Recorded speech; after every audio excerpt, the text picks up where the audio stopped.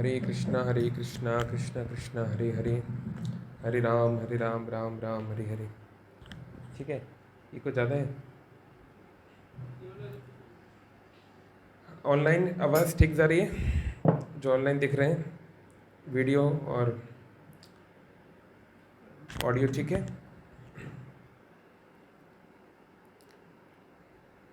Okay. Recording चालू कर दी? ठीक है, सभी का स्वागत है अंतर्राष्ट्रीय कृष्ण भावनामृत संघ इस्कॉन की ओर से। आज के संडे प्रोग्राम में मंगलाचरण से शुरू करते हैं। ओम अज्ञानतिमिरान्धस्य ज्ञानञ्जनशलाकया चक्षुरुन्मिलितं येन तस्मै श्रीगुरवे नमः। नमः ओं विष्णुपादाय कृष्णप्रेष्ठाय भूतले श्रीमते भक्तिवेदान्त स्वामिनिति नामिने। नमस्ते सारस्वतीदेवे गौरवाणी प्रचारिणे निर्विशेषा शून्यवादी पाश्चात्यदेशतारिणे वाञ्छाकल्पतरुभ्यश्च कृपा सिन्धुभैव च पतितानां पावनेभ्यो वैष्णवेभ्यो नमो नमः। जय श्री कृष्ण चैतन्य प्रभु नित्यानंद श्री अद्वैत गदाधर श्रीवासादि गौरभक्तवृंद। हरे कृष्ण कृष्ण कृष्ण हरे हरे, हरे राम राम राम हरे हरे।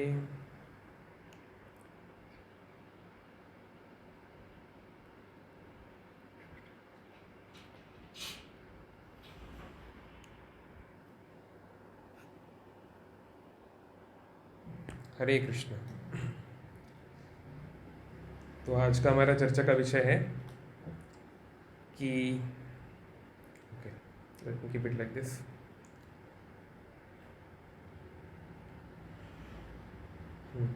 क्या वैदिक शास्त्र लीला के नाम पर अनैतिक या फिर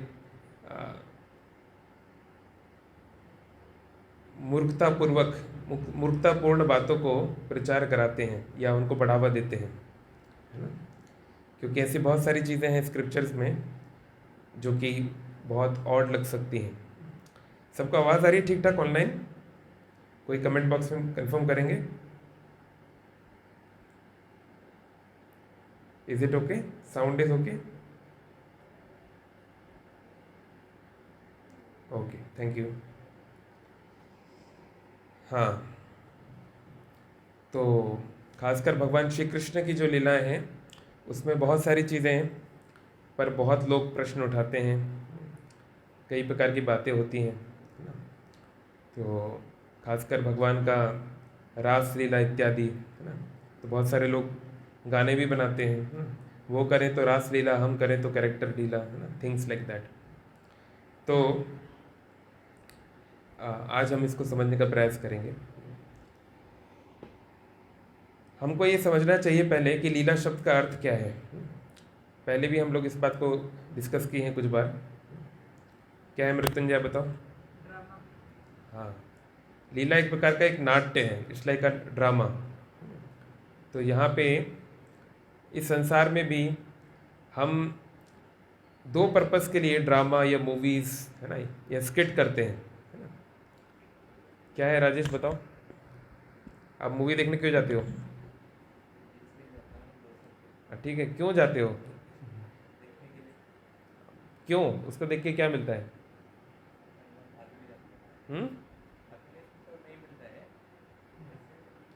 एंटरटेनमेंट होता है। तो मूवी देखने से एंटरटेनमेंट होता है, ठीक है, मज़ा लगता है, नहीं? और दूसरा, हाँ, कुछ सीखने को मिलता है, जैसे अमन प्रभु बोले, एजुकेशन, है ना? तो इस दुनिया में भी हम लोग जो कुछ अपनी बातों को हम लोग एक्सप्रेस करना चाहते हैं, तो उसको एक, उसमें कुछ ट्रेजेडी होना चाहिए, कुछ इमोशंस होने चाहिए, कुछ अप्स एंड डाउन्स होना चाहिए, हीरो होना चाहिए, विलन होना चाहिए, तब वो स्टोरी चलती है ना? अगर स्टोरी ऐसी मोनोटोनस है कि भाई उसमें कोई दुखी नहीं है या कोई सुखी नहीं है, या सारे लोग अच्छे हैं, है ना, या सारे लोग बुरे ही हैं, तो फिर वो स्टोरी फ्लॉप हो जाएगी, है ना? तो ऐसे ही भगवान जो हैं वो भी चाहते हैं कि वो हमें कुछ सिखाना चाहते हैं, और इस तरह सिखाना चाहते हैं कि हमारा मन उनके प्रति आकर्षित हो। और ये दोनों वो इसलिए करना चाहते हैं है ना। सामान्य ड्रामा में 2 ई होते हैं, एजुकेशन और एंटरटेनमेंट। लेकिन भगवान जो ड्रामा करते हैं उसमें एजुकेशन और एंटरटेनमेंट तो होता ही है, पर एक तीसरा ई भी होता है, एनलाइटनमेंट, कि उसको देखकर, उसको सुनकर व्यक्ति अपने असली आइडेंटिटी को समझ पाता है। तो ड्रामा जब होता है तो डेफिनेटली कई चीज़ें ऐसी करनी पड़ती हैं जो कि नॉर्मल नहीं है ना। अब कौन सा आपको लगता है कि कौन से लड़का लड़की जब प्रपोज करते होंगे तो वो स्विट्ज़रलैंड की वादियों में जाते होंगे डांस करने, कि वो जो है पहले डांस करेंगे तो 10 लोग पीछे नाचेंगे, फिर अगले सीन में 10 लोग और नाचेंगे। ऐसा तो रियल लाइफ में नहीं होता है, लेकिन मूवी को इंटरेस्टिंग बनाने के लिए सब दिखाना पड़ता है ना, भले ये नॉर्मली ना होता हो। तो इसलिए अगर भगवान को समझना है तो लीला से नहीं समझना चाहिए, भगवान को समझना है तो तत्व से समझना चाहिए। और भगवान यही गीता में बोले हैं, जन्म कर्म च मे दिव्यम एवं यो वेति तत्वतः त्यक्त्वा देहम पुनर्जन्म नैति मामेति सौ अर्जुना। कि भगवान बोल रहे हैं कि जन्म कर्म मेरा जो है ये दिव्य है। जो इस बात को जानता है वो इस शरीर को छोड़ने के बाद दोबारा उसका जन्म नहीं होता। तो ऐसे तो बहुत सारे लोग इंडिया में सब जानते हैं, हाँ भगवान श्री कृष्ण का जेल में जन्म हुआ था, हाँ उनके भाइयों को मार दिया गया था, फिर वो वृंदावन चले गए, माँ माखन चुराए गाय चलाई, फिर गोपियों के साथ डांस किए, फिर वो यादव थे, है ना, उन्होंने कौरवों को मरवा दिया। ये सब तो सब जानते हैं। भगवान बोल रहे हैं ये जानने से कुछ खास लाभ नहीं है। बोल रहे हैं तत्वतः मेरा जन्म और कर्म आपको तत्वतः जानना है, फैक्चुअली, मतलब ऐसा क्यों, इसके पीछे सिद्धांत क्या है, ये जानने का प्रयास करना चाहिए। तब ऐसा व्यक्ति जो है वो ही मुक्ति को प्राप्त कर सकता है या आध्यात्मिक स्तर पे पहुंच सकता है। तो सामान्य तौर पे हम देखते हैं कि भारत में लोग फिलॉसफी में इंटरेस्टेड नहीं है, तो इसलिए महाभारत की शुरुआत में वेद व्यास जी लिखे हैं, क्योंकि ये जो 2 ज्ञान हैं, वैदिक जो ज्ञान है, ये 2 मुख्य धाराओं में बहता है ना। एक को बोलते हैं श्रुति, एक को बोलते हैं स्मृति, है ना। तो श्रुति मतलब, श्रुति का अर्थ ही है सुनना, है ना।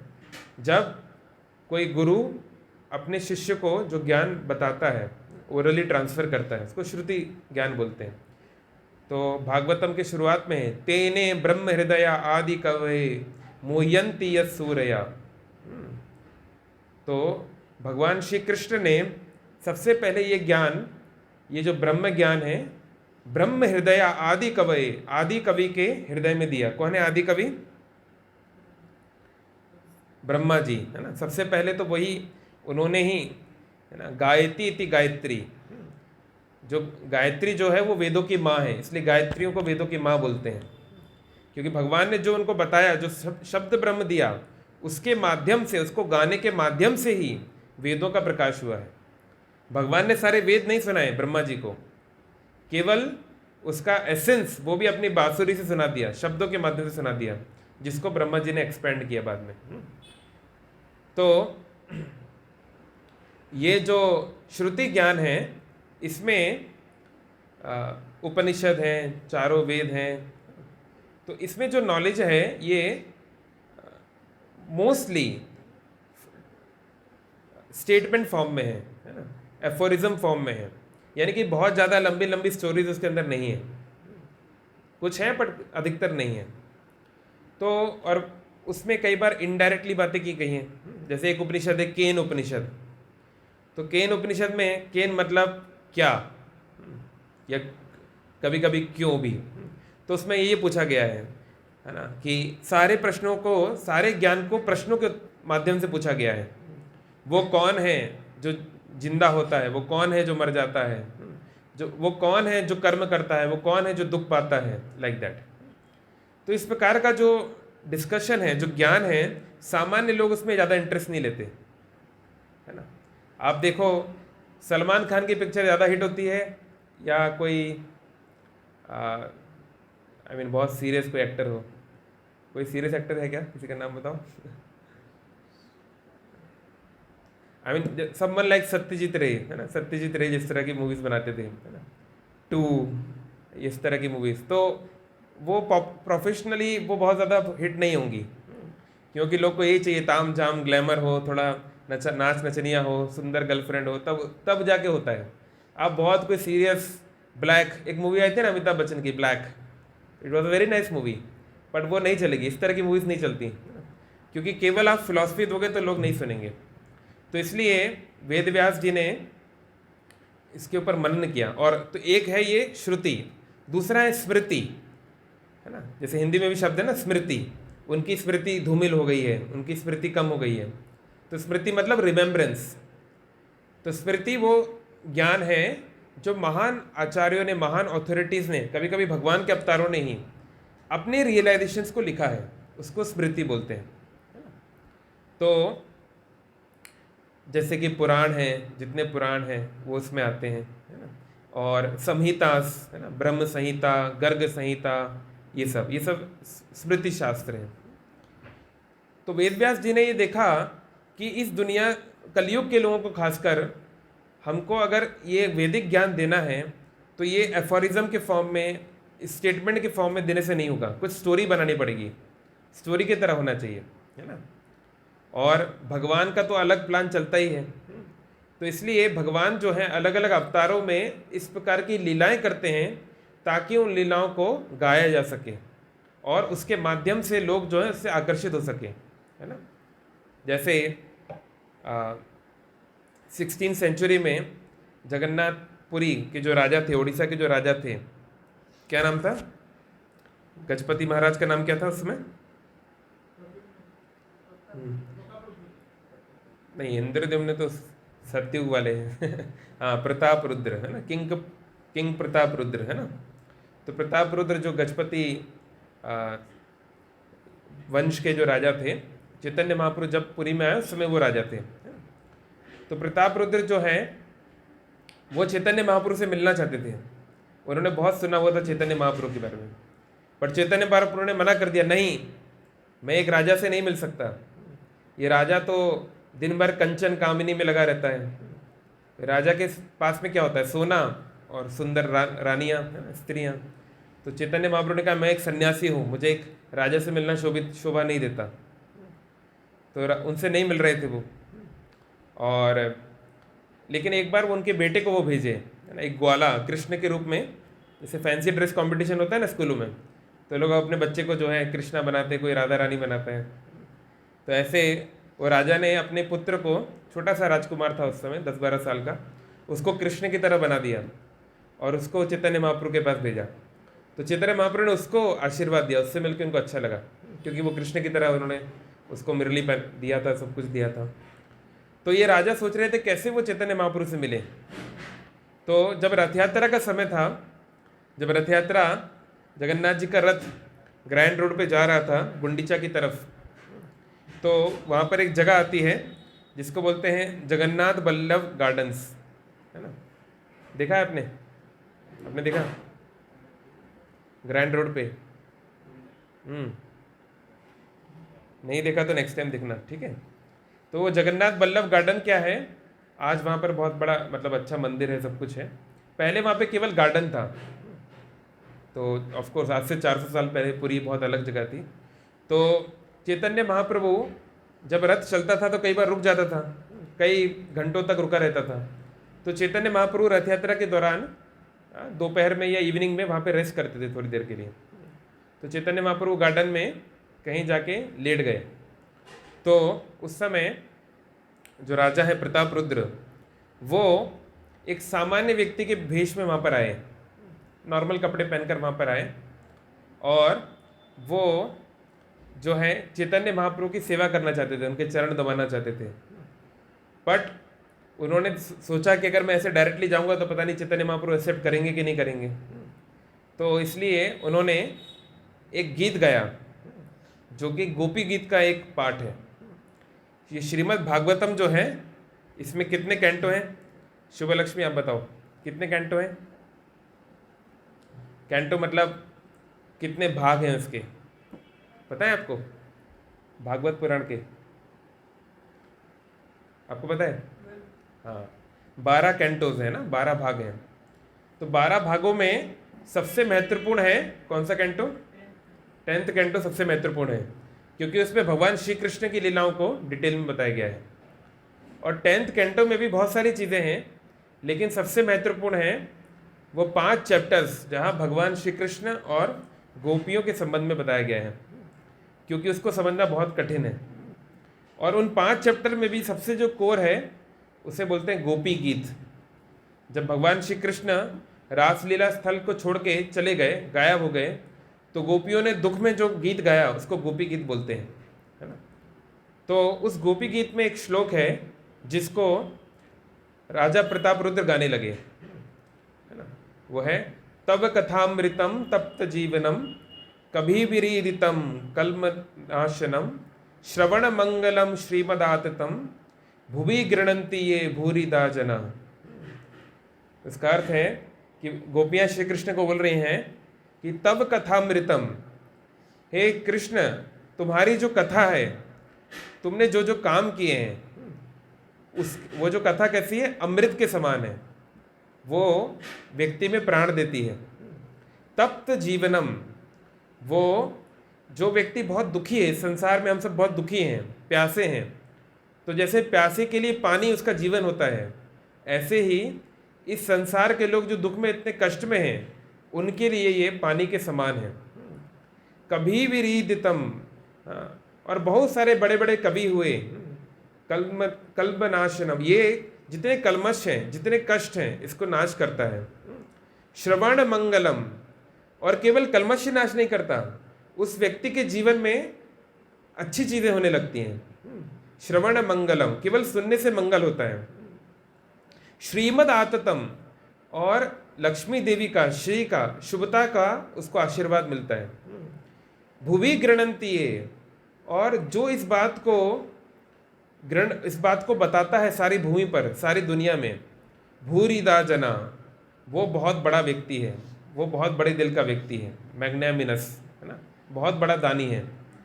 तो दुनिया में सबसे बड़ा दान है कृष्ण कथा को लोगों को बताना, क्योंकि जो व्यक्ति कृष्ण से जुड़ गया उसकी सारी समस्याएं भगवान देख लेंगे, और जो व्यक्ति कृष्ण से नहीं जुड़ा उसकी आप कितनी भी प्रॉब्लम सॉल्व करो, नई प्रॉब्लम्स आ जाएंगी और वो फ्रस्ट्रेटेड ही रहेगा, दुखी ही रहेगा।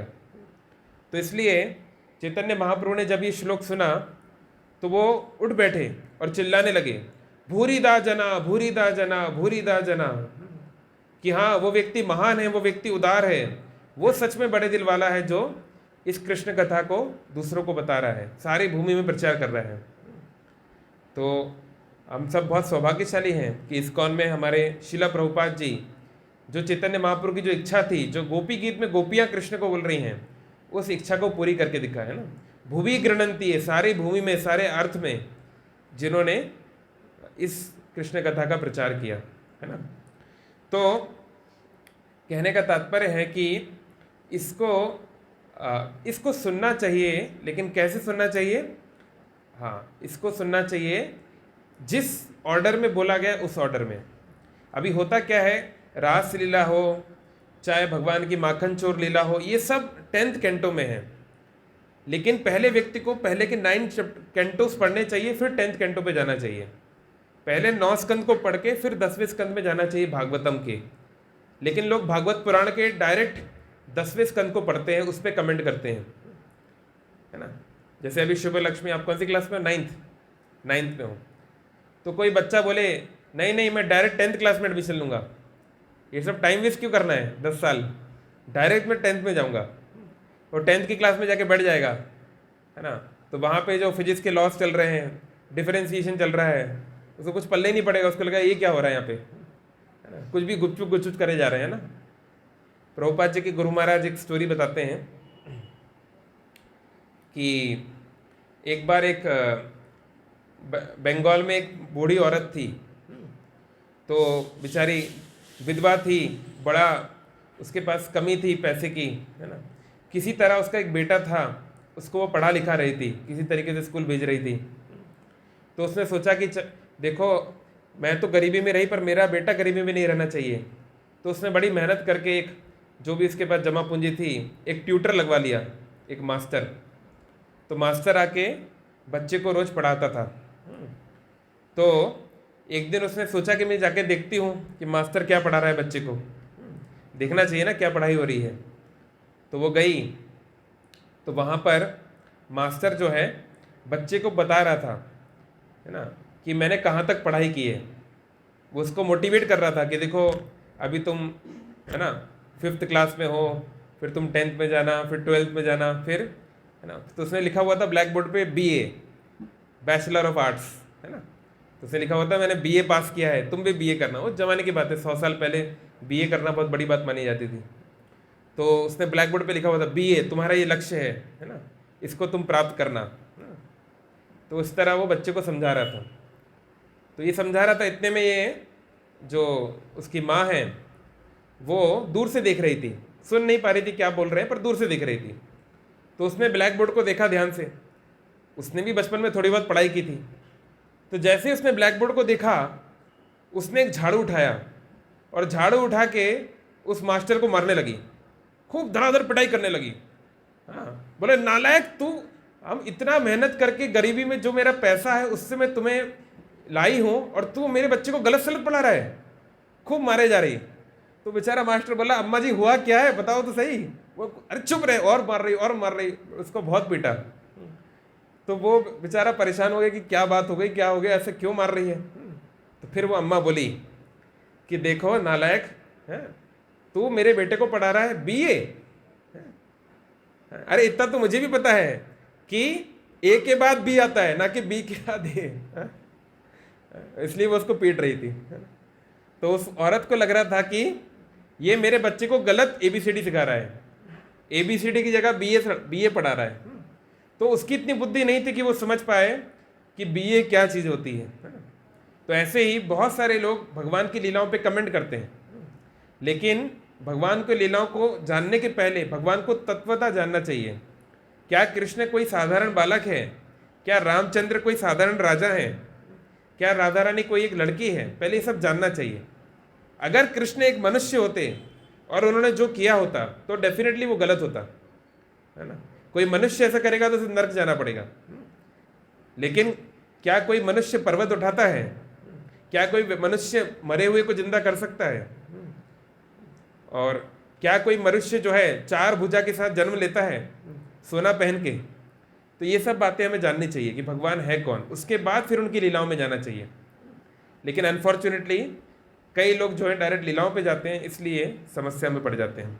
Okay, next slide.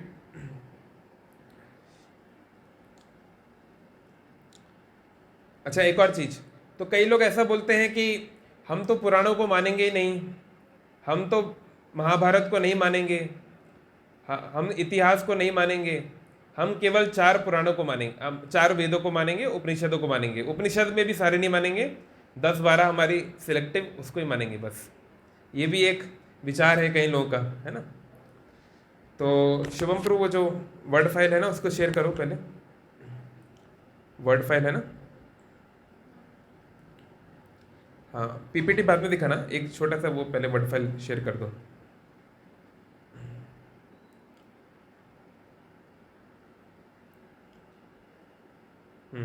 तो उपनिषदों में ही ऐसे बहुत सारे श्लोक हैं जो बताते हैं कि कैसे इतिहास और पुराण, है ना, इतिहास मतलब महाभारत रामायण और पुराण, 18 मुख्य पुराण और उपपुराण भी, ये पंचम वेद कहलाते हैं।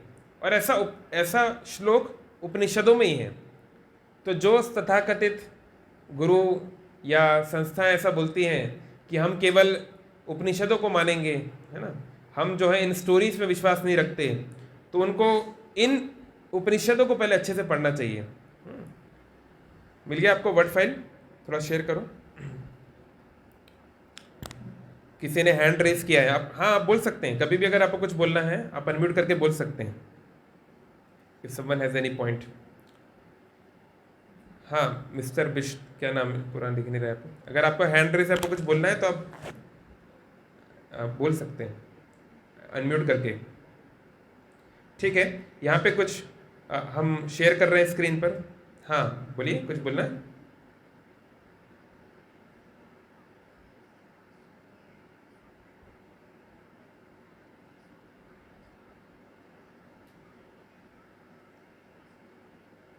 ओके पता नहीं, मैं तो वीडियोस एक्चुअली चेक नहीं कर पाता हूँ। अच्छा, कोई अगर इस तरह लेटे हुए हैं तो वो प्लीज़ बैठ जाए। एनीवे तो ओके, थोड़ा गो डाउन, थोड़ा नीचे जाओ। तो ये पहला जैसे श्लोक है बृहदारण्य के उपनिषद से, अस्य महतो भूतस्य निहस्वसितम इतद यग ऋग्वेदो यजुर्वेदः साम वेदो अथर्व अंगिरस इतिहास पुराणम इति ये दिना। तो चारों वेदों का नाम है ना, ऋग यजुर साम अथर्व। इसके बाद ये चार का तो नाम है ही ऑफ कोर्स, इसके अलावा इतिहास और पुराण को भी व्यक्ति को अध्ययन करना चाहिए, है ना। बृहदारण्य के उपनिषद बोल रही है। श्लोक नंबर भी बाद में चेक कर सकते हैं। और नीचे जाओ, गो डाउन। फिर अथर्ववेद से भी, है ना, अथर्ववेद से भी कोटेशन है कि वेदों में क्या क्या बताया गया है। कल्पों को बताया गया है, रहस्यों को बताया गया है, ब्रह्म तत्व को बताया गया है, उपनिषदों को बताया गया है, इतिहास को बताया गया है, अन्वेखतस को बताया गया है, पुराणों को भी बताया गया है। तो इन सब को हे मैत्रेय ऋषि, आपको इसको पढ़ना चाहिए। मैत्रेय ऋषि को बोल रहे हैं। और नीचे जाइए, एक फेमस है, एक पांचवा वाला, आई थिंक थर्ड या फोर्थ कोटेशन, वो तो बहुत फेमस है वो श्लोक, है ना। फिर कौन सा किस मीटर में गाना चाहिए, किस राग में गाना चाहिए, वो भी मेंशन है ना। और यहाँ पर भी ये जो अथर्ववेद का ये जो कोटेशन है, इसमें भी है कि इतिहास और पुराण को भी गाना चाहिए, है ना। तो अगर ये इमेजिनरी होता तो यहाँ पे क्यों लिखा होता। ओके नेक्स्ट, नीचे जाओ। हाँ, ये बहुत फेमस श्लोक है जो कई बार शिल प्रभुपाद और अन्य कई बार आपने सुना होगा। नाम वा ऋग्वेदो यजुर्वेदः सामवेद अथर्वणस् चतुर्थ इतिहास पुराण पंचमो वेदनम वेदः। तो ये इतिहास और पुराण को पंचम वेद कहा गया है ना। तो ये फाइल हम डाल देंगे ग्रुप में। तो कोई आर्य समाज के, नहीं तो ब्रह्म कुमार के, नहीं तो कहाँ कहाँ के जो लोग कई बार ऐसा बोलते हैं, कोई कृष्ण विष्णु नहीं है, हाँ, कोई राम नहीं है, कोई राधा नहीं है, कोई रुक्मणी नहीं है ना, ये सब केवल कल्पना है, स्टोरी है। तो केवल हम इंद्रदेव को मानेंगे या ब्रह्म को मानेंगे, है ना, क्योंकि वैदिक उपनिषदों में कई बार ऐसा वर्णन आता है। तो फिर ये जो है बहुत गलत स्टेटमेंट होगा। वॉल्यूम बंद करो, ठीक है। Go back to PPT. तो ये मतलब कई बार लोग बोलते हैं ना, आप किस आधार पे ये सब बातें कर रहे हो। तो हम पुराणों के आधार पे कर रहे हैं। नहीं, हम तो पुराणों को मानेंगे नहीं।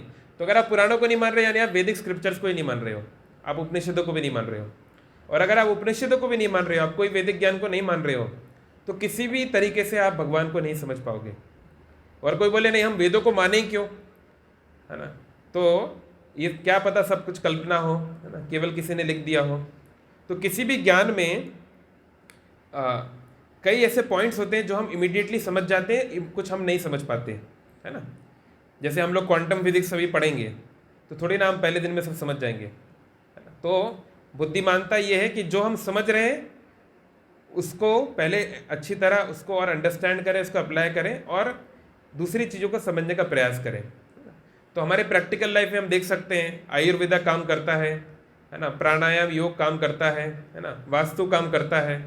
तो जहाँ पे ये सब चीज़ें काम कर रही हैं, तो वहाँ पर जो स्पिरिचुअल एस्पेक्ट्स हैं वो भी काम करेंगे। और अब तो बहुत सारी रिसर्च भी हुई है कि मंत्रों का ब्रेन पे क्या असर पड़ता है ना।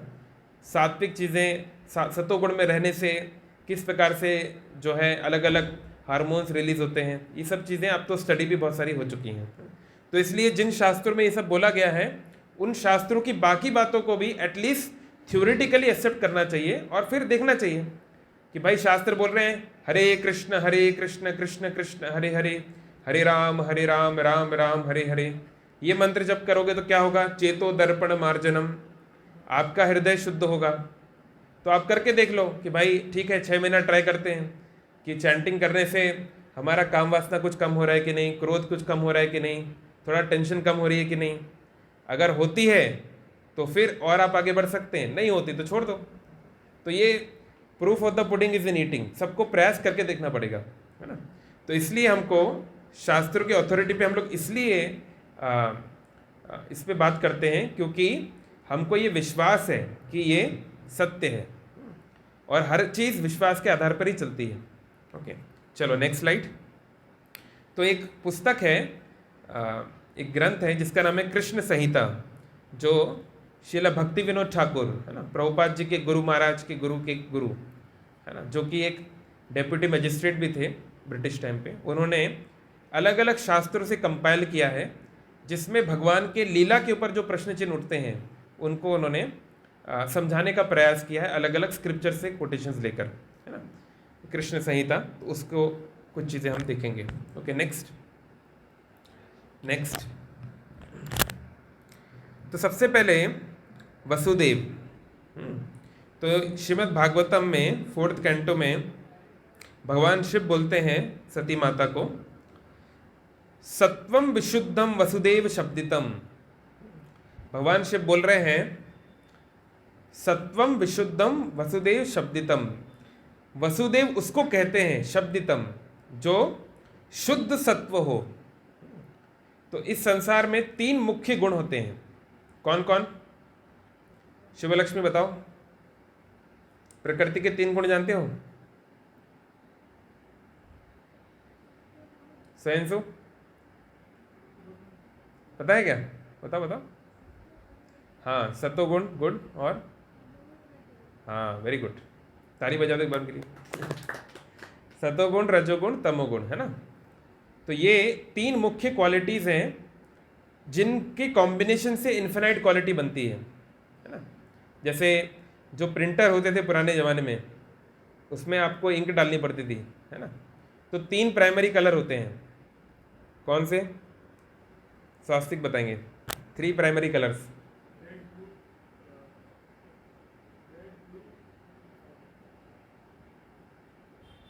रेड और ब्लू तो है, ये तो फिक्स है। रेड, ब्लू और ब्लैक। वाह, सही जा रहे हो तुम, है? ग्रीन की येलो? अच्छा, कितने लोगों को लगता है ग्रीन और कितने लगता है येलो? और कितने को लगता है भाड़ में जाए जो भी हो? हमें क्या मतलब। एक्चुअली ग्रीन भी है और येलो भी है। हमको वैसे पढ़ाया गया येलो, लेकिन ग्रीन से भी बन सकता है। आई डोंट नो कैसे, मैंने कभी ट्राई नहीं किया, बट मे बी कोई पेंटर बता सकता है। तो जनरली रेड, ग्रीन और येलो, है ना। तो आपको क्या करना है, आपके पास अगर ये 3 रंग हैं, आपके पास रेड है, ब्लू है और येलो है, तो आप दुनिया का कोई भी रंग बना सकते हो। उनको अलग अलग कॉम्बिनेशन डाल डाल के ब्लैक, वाइट, सब कुछ बना सकते हो, है ना। You have to have different quantities, है ना, अलग अलग क्वांटिटी में डालना है। तो ऐसे ही ये जो तीनों गुण हैं, सतोगुण, रजोगुण, तमोगुण, ये सब में है अलग अलग क्वांटिटी में। तो जो ब्राह्मण है, जो सतोगुण में है, इसका ये मतलब नहीं कि वो उसके अंदर शुद्ध सतोगुण है। सतोगुण मतलब होता है मोड ऑफ गुडनेस, जो सत्य के आधार पर, इटर्निटी के आधार पर काम करे। तो ब्राह्मण जो है वो जनरली अपना जीवन ऐसे जीते हैं कि वो अपनी इटर्नल आइडेंटिटी, मरने के बाद जो होना है उससे, उसकी पहले से तैयारी करते हैं, इसलिए उनको सतोगुणी बोला जाता है। वो अपनी एनर्जी, अपना टाइम इन्वेस्ट करते हैं स्पिरिचुअल एक्टिविटीज़ में, रिलीजियस एक्टिविटीज़ में, है ना। और रजोगुण मतलब जब आप दूसरों के ऊपर डोमिनेट करना चाहते हैं, है ना, आपको सुख मिलता है यश में, आपको सुख मिलता है प्रतिष्ठा में, है ना, वो रजोगुण। और तमोगुण मतलब बस व्यक्ति मेहनत नहीं करना चाहता, वो केवल इंस्टेंट ग्रेटिफिकेशन चाहता है कि भाई अभी बस मैं आराम से रहूं, मजे करूं, खाओ पियो, सो जाऊं, बढ़िया। ये तमोगुण है ना। तमो मतलब होता है डार्कनेस। तो हर किसी के अंदर ये तीनों गुण होते हैं, किसी में ज़्यादा, किसी में कम, है ना। हो सकता है आपके अंदर 90% सतोगुण हो, 8% रजोगुण हो, 2% तमोगुण हो सकता है मेरे अंदर 90% तमोगुण हो, है ना। तो अलग अलग कॉम्बिनेशन है। तो लेकिन इस संसार में जो सतोगुण भी होता है वो भी शुद्ध नहीं होता। सतोगुण और शुद्ध सतोगुण में अंतर यह है कि सतोगुण में देर आर ट्रेसेस ऑफ रजो एंड तमोगुण। ट्रेसेस जानते हैं ना? हाँ, वेरी स्मॉल।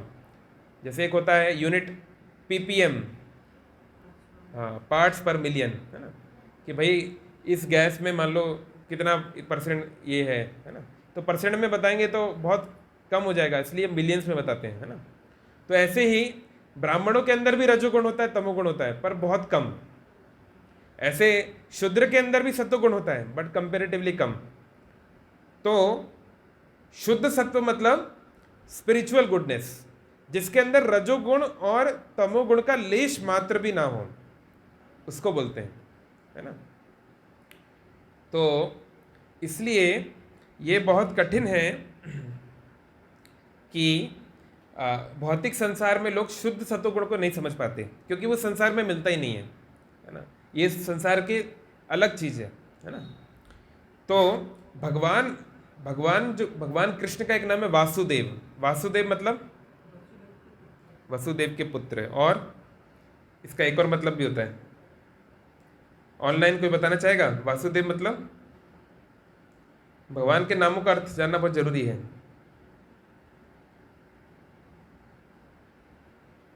हरे कृष्णा, कोई अनम्यूट करके बताना चाहेगा? हाँ, सन ऑफ वसुदेव, वो तो हो गया। इसके अलावा और क्या है इसका अर्थ? वो अष्ट वसु होता है, वासुदेव नहीं। वसु मतलब देवताओं की एक कैटेगरी है, उसको वसु बोलते हैं, है ना। वासुदेव मतलब होता है सर्वव्याप्त, ऑल परवेडिंग, जो हर जगह है, ये भी वासुदेव का अर्थ है ना। ये सब जानना चाहिए। नारायण मतलब? नारायण मतलब क्या है? जो जन्म नहीं लेते। जो जन्म नहीं लेते उनको तो अजन्मा बोलते हैं। जो जल में रहते, जिसके बहुत सारे हाथ होते हैं, उनको नारायण बोलते हैं। कैसे? ये क्या लॉजिक हुआ? ओके, आपको पता है? ओके, ठीक है, पता करके आना, होमवर्क। हिंट देता हूं मैं, the shelter of mercy of all living and non living. हाँ, कुछ हद तक सही है। जैसे रामायण, रामायण मतलब नारायण, रामायण, कुछ कॉमन दिख रहा है? अयण, अयण, तो अयन मतलब क्या होता है? थोड़ा पता करके आना, ठीक है, होमवर्क, है ना, तो उससे पता चलेगा, है ना। एनीवे, तो ये सब जानना चाहिए। तो भगवान वासुदेव जो है वो वसुदेव के पुत्र हैं, और भगवान शिव बोल रहे हैं भागवतम में कि वसुदेव मतलब जो शुद्ध सत्व है। तो भगवान कृष्ण उसी के पास आते हैं जो व्यक्ति शुद्ध सत्वगुण में स्थित है। भगवान वसुदेव के घर पे आए और किसी के पास नहीं आए, क्योंकि वसुदेव जो है वो शुद्ध सत्व में स्थित है। तो इसलिए भगवान केवल उसकी बुद्धि में, भगवान को वही समझ सकता है। भगवान केवल उसको ही इतनी बुद्धि देते हैं जो कि शुद्ध सत्वगुण में स्थित है, और कोई नहीं समझ सकता। इसलिए भगवान गीता में बोल रहे हैं, नाहम प्रकाश सर्वस्य योग माया समावृता मूढ़ो अयम ना भी जानाति लोको माम अजम अव्ययम। नाहम प्रकाश सर्वस्य, मैं सबके सामने खुद को प्रकाशित नहीं करता। योग माया समावृता, मैं अपने आप को ढक लेता हूं अपनी योग माया से। मूढ़ो अयम ना भी जानाति, मूर्ख व्यक्ति मुझे नहीं जान पाता। क्या नहीं जान पाता? लोको माम अजम अव्ययम, कि मेरे जो लोक है, मेरा जो अस्तित्व है वो अजन्मा है, मेरा कभी कोई जन्म नहीं होता, मैं कोई मनुष्य नहीं हूं, और अव्ययम, कभी समाप्त नहीं होता। तो प्रश्न है कि शिशुपाल तो भगवान का रिश्तेदार था, है ना, भगवान का खुद प्रिय था वो। तो जब शिशुपाल का वध हुआ उस समय युधिष्ठिर महाराज ने प्रश्न पूछा नारद मुनि से कि ये क्या बात हुई। शिशुपाल जो था बचपन से, वहां पे शब्द यूज हुए अलग अलग, बातुल, पागल था, भगवान को गाली दे रहा है, बचपन से गाली दे रहा है। तो बड़े बड़े जो महात्मा होते हैं, बड़े बड़े ऋषि जो होते हैं, वो भगवान के पास नहीं जा पाते, पर ये शिशुपाल जो है भगवान के शरीर में कैसे विलय हो गया इसका। जब रामायण में बाली, भगवान राम ने जब बाली को जब मारा पीछे से, पेड़ के पीछे से, तो बाली ने बहुत सारी चीज़ें बोली, मैं एक दो बार बताया भी हूँ। तो उसके बाद जो है भगवान ने इसको बता दिया कि क्यों उसको मारा है, तो बाली समझ गया, है ना। तो भगवान ने बाली को बोला कि तुम चिंता मत करो, मैं तुम्हारे सारे घाव भर दूंगा, है ना, तुम्हें एकदम फिट कर दूंगा, फिट एंड फाइन। तो बाली ने मना कर दिया कि नहीं, अब तो मुझे मरना ही चाहिए। तो वहाँ पर एक तुलसीदास जी ने एक्सप्लेन किया है, जन्म जन्म मुनि यतन कराही, अंत राम कभी आवत नाही, जासु नाम बल शंकर काशी, देत सबहि सम गति अविनाशी। मम विलोचन से प्रभु आवा, और भी आगे उन्होंने बताया है। तो वो बोल रहे हैं कि जन्म जन्म मुनि यतन कराही, बहुत सारे मुनि ऋषि जो हैं जन्म जन्म तक आपको पाने के लिए बहुत यत्न करते हैं, बहुत तपस्या करते हैं, बहुत साधना करते हैं, है ना, बहुत भक्ति करते हैं, लेकिन अंत राम आवत नाही, लेकिन अंत में आपको याद नहीं कर पाते। इतना आसान थोड़ी ना भगवान को याद करना। तो जो है बोल रहे हैं जासु नाम बल शंकर काशी, काशी में भगवान शिव किस रूप में है, कौन जानता है? फेमस ज्योतिर्लिंग, हाँ विश्वनाथ, विश्वनाथ, है ना। तो बोल रहे हैं जासु नाम बल शंकर काशी, काशी में एक घाट है जिसका नाम है मणिकर्णिका, है ना। तो अभी किसी को बोलो मणिकर्णिका तो सब कंगना रनावत की मूवी का नाम बताए थे है ना। उसका नाम मणिकर्णिका इसलिए था क्योंकि झांसी की रानी का नाम था मणिकर्णिका। लेकिन मणिकर्णिका, मणि मतलब होता है रत्न, है ना, और कर्णिका मतलब कान में पहनने वाला। तो आप जानते होंगे कि जब भगवान शिव की पहली पत्नी सती देवी ने आत्मदाह कर लिया तो भगवान शिव बहुत गुस्से में थे और ऐसा लग रहा था कि संसार को वो नष्ट ना कर दें। तो भगवान विष्णु ने क्या किया, अपने सुदर्शन से उनके शरीर के बहुत सारे टुकड़े कर दिए। जो टुकड़े अलग अलग स्थानों पे गिरे उनको शक्तिपीठ बोलते हैं, है ना। जैसे उड़ीसा में भी है बहुत सारी शक्तिपीठ। बताओ ऋषभ, एक का नाम बताओ। एक भी नहीं पता? एक भी? Very good. शुभ लक्ष्मी, आपको पता है किसी शक्तिपीठ का नाम? आप जाजपुर में रहते हो ना, जाजपुर में भी तो है एक, कौन सा? हाँ बिरजा, हाँ बिरजा, यस। तो बिरजा है। चर्चिका शक्तिपीठ है क्या? चर्चिका भी शक्तिपीठ है क्या? अच्छा, ओके ओके, थैंक यू। और विमला देवी का मंदिर तो है ही जगन्नाथपुरी के, जगन्नाथ जी के जस्ट पीछे।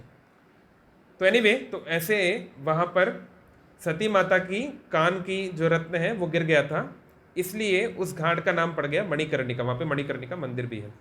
तो वो सारे दुनिया का सबसे बिजी घाट है। मतलब अगर आपको किसी जगह पे भीड़ देखनी हो कि भाई घाट पे लोग खड़े हुए हैं, तो वो सबसे बिजी है ना। जैसे पुरी में है स्वर्ग द्वार, तो बहुत लोग चाहते हैं कि हमारा स्वर्ग द्वार वहाँ से इंद्रदेव को जाते हुए देखा गया था, इसलिए लोग वहाँ पे अपने परिजनों का अंतिम क्रिया करते हैं, ताकि भले ही कैसे भी काम किए हो उसको स्वर्ग तो मिल जाए, है ना। लेकिन मणिकर्णिका घाट बहुत पॉपुलर है, लोग जाते हैं। क्यों? क्योंकि वहाँ पे ऐसी मान्यता है कि काशी में जो भी कोई अपने प्राण छोड़ता है, या खासकर जो प्राण छोड़ता है खासकर, या जिसकी भी अंतिम क्रिया होती है, तो भगवान विश्वनाथ, भगवान शिव स्वयं उस व्यक्ति के कान में जाके क्या करते हैं? हाँ, राम नाम लेते हैं। स्वयं उसके कान में जाके राम का नाम लेते हैं। तो क्योंकि भगवान शिव के द्वारा उस व्यक्ति को राम का नाम मिला, इसलिए उसका उद्धार हो जाता है।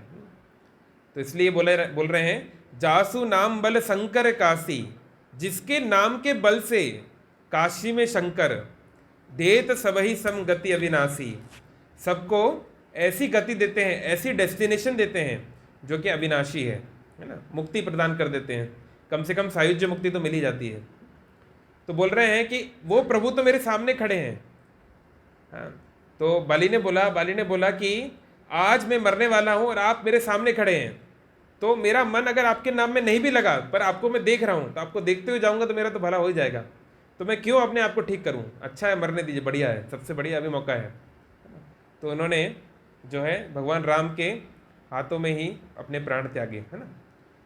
तो कहने का तात्पर्य है कि हाँ, तो जब व्यक्ति शुद्ध सत्वगुण में होता है तभी उसके जीवन में भगवान अपने आप को प्रदर्शित करते हैं, नहीं तो नहीं करते।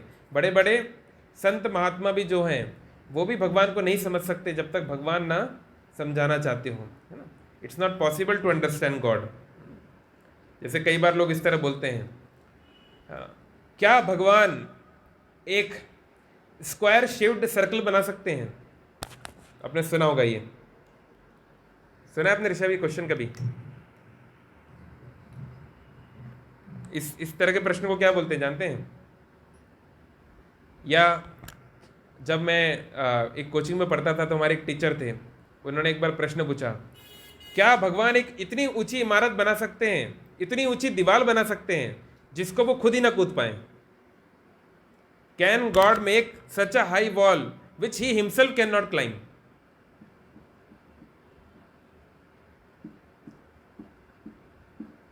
क्या लगता है आपको, भगवान बना सकते हैं? ऑनलाइन कोई बताना चाहेगा? क्या भगवान इतनी ऊंची दीवार बना सकते हैं जिसको वो खुद ना कूद पाए? राजा ने बोला नहीं बना सकते।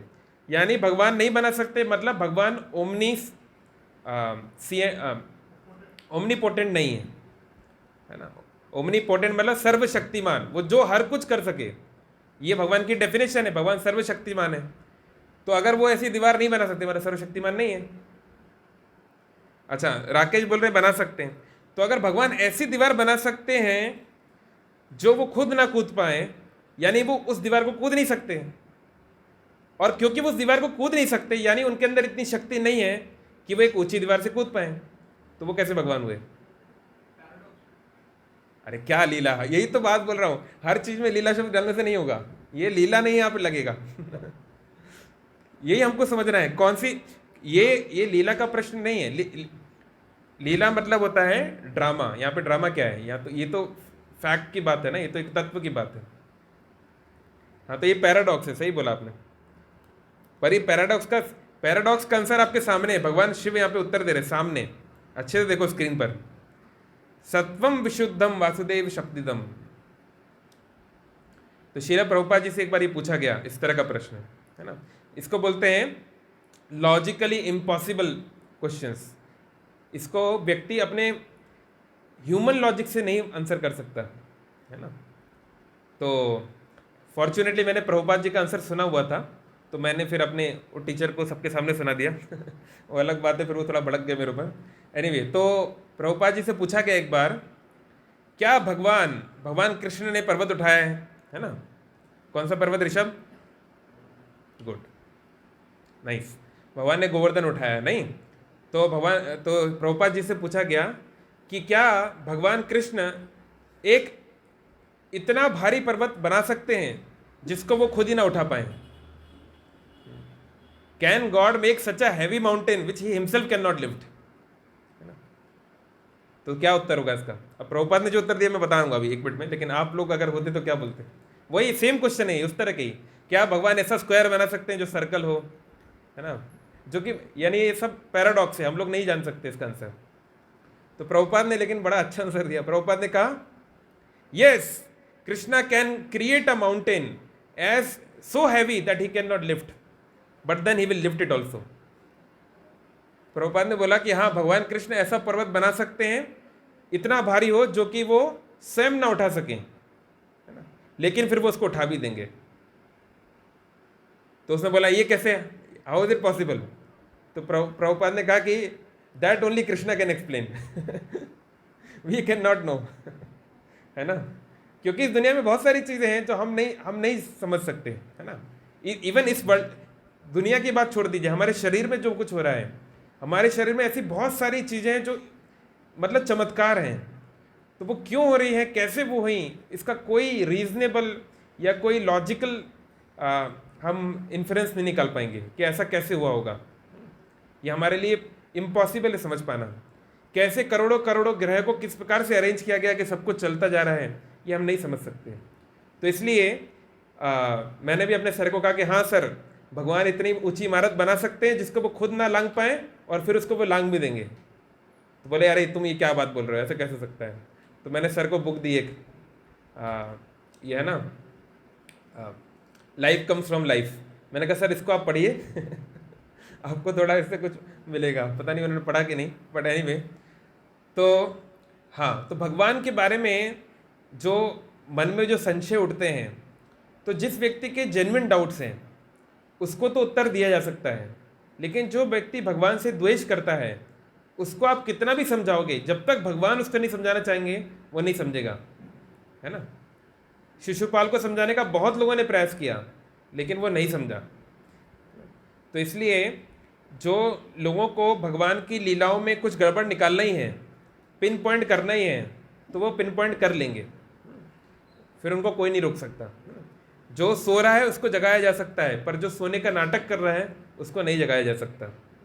तो इसलिए हमारे जीवन का लक्ष्य होना चाहिए कि कैसे हम शुद्ध सत्वगुण में स्थित हों, कैसे तमोगुण और रजोगुण को धीरे धीरे त्यागें, सत्वगुण में आए पहले तो, और फिर हमारा एम्बिशन होना चाहिए शुद्ध सत्वगुण में जाना।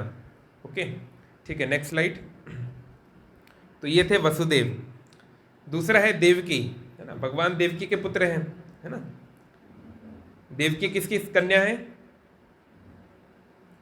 अभी 2 सेशन पहले ही बताया था शायद। देवकी के पिता का नाम क्या है राजेश? उग्रसेन, सगे पिता।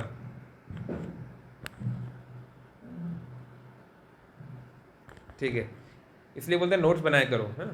देवकी के पिता का नाम है देवक, है ना। वो उग्रसेन की खुद की बेटी नहीं है, मतलब इट्स लाइक वो एक नेफ्यू की तरह है, नीस की तरह है ना। सो एनीवे, तो देवकी जो है वो क्या रिप्रेजेंट करती हैं? देवकी वो चेतना है या वो मन है जिसने आध्यात्मिक ज्ञान का शरण ली हुई है ना। तो भगवान श्री कृष्ण देवकी के गर्भ में प्रकट हुए। तो अगर हम चाहते हैं कि भगवान कृष्ण हमारे जीवन में प्रकट हों, तो हमको भी आध्यात्मिक ज्ञान की शरण लेनी पड़ेगी। अगर हम ये सोचें कि अरे ये सब शास्त्र पढ़ने की क्या ज़रूरत है, ये गीता भागवत सुनने की क्या ज़रूरत है ना, हरि नाम ही सब कुछ है, बस हरि नाम करो, है ना, कोई इस तरह सोचे, तो श्रील रूप गोस्वामी बोलते हैं, श्रुति स्मृति पुराण आदि पंचरात्रि किम विधि बिना एकांत की हरि भक्ति उत्पादेव कल्पते। बोले कोई व्यक्ति बहुत सिंसियरली भगवान को चाहता है, भगवान को प्राप्त करना चाहता है, सच में भगवान की भक्ति करना चाहता है ना, एकांत की, बहुत सिंसियर, और उसका कोई दूसरा लक्ष्य नहीं है, लेकिन वो स्मृति श्रुति यानी कि उपनिषद पुराण, पंचरात्र की विधि, धर्मशास्त्र, इतिहास, इन सबको नहीं मानता या इनको नहीं समझता। एकांत की हरि भक्ति उत्पादेव कल्पते। तो ऐसा व्यक्ति भले ही कितने भी सिंसियरली भक्ति करने का प्रयास करे, वो केवल समाज में उत्पाद करेगा, समाज में समस्याएं बढ़ाएगा। It will only create problems. तो जैसे कि मान लीजिए कोई व्यक्ति जो है वो सिंसियरली साइंस पढ़ना चाहता है, फिजिक्स पढ़ना चाहता है, लेकिन वो किसी भी टीचर, किसी भी यूनिवर्सिटी, किसी बुक की हेल्प नहीं लेना चाहता, वो खुद से करना चाहता है हर चीज़, तो डेफिनेटली वो कई ऐसी चीज़ें कर सकता है जो दूसरों के लिए घातक हो और खुद के लिए भी घातक हो, है ना।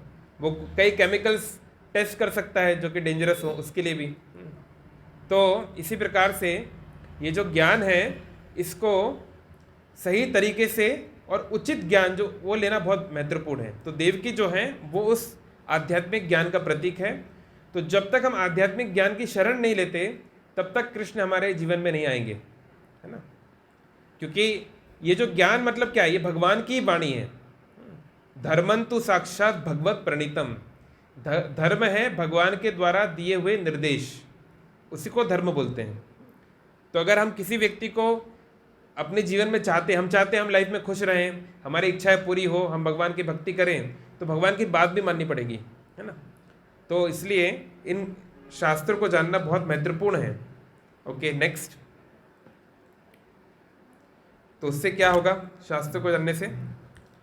हाँ, नेक्स्ट क्या है कि अगर हम शास्त्र को जान गए और भगवान हमारे जीवन में आने लगे, प्रकट होने लगे, तो क्या होगा?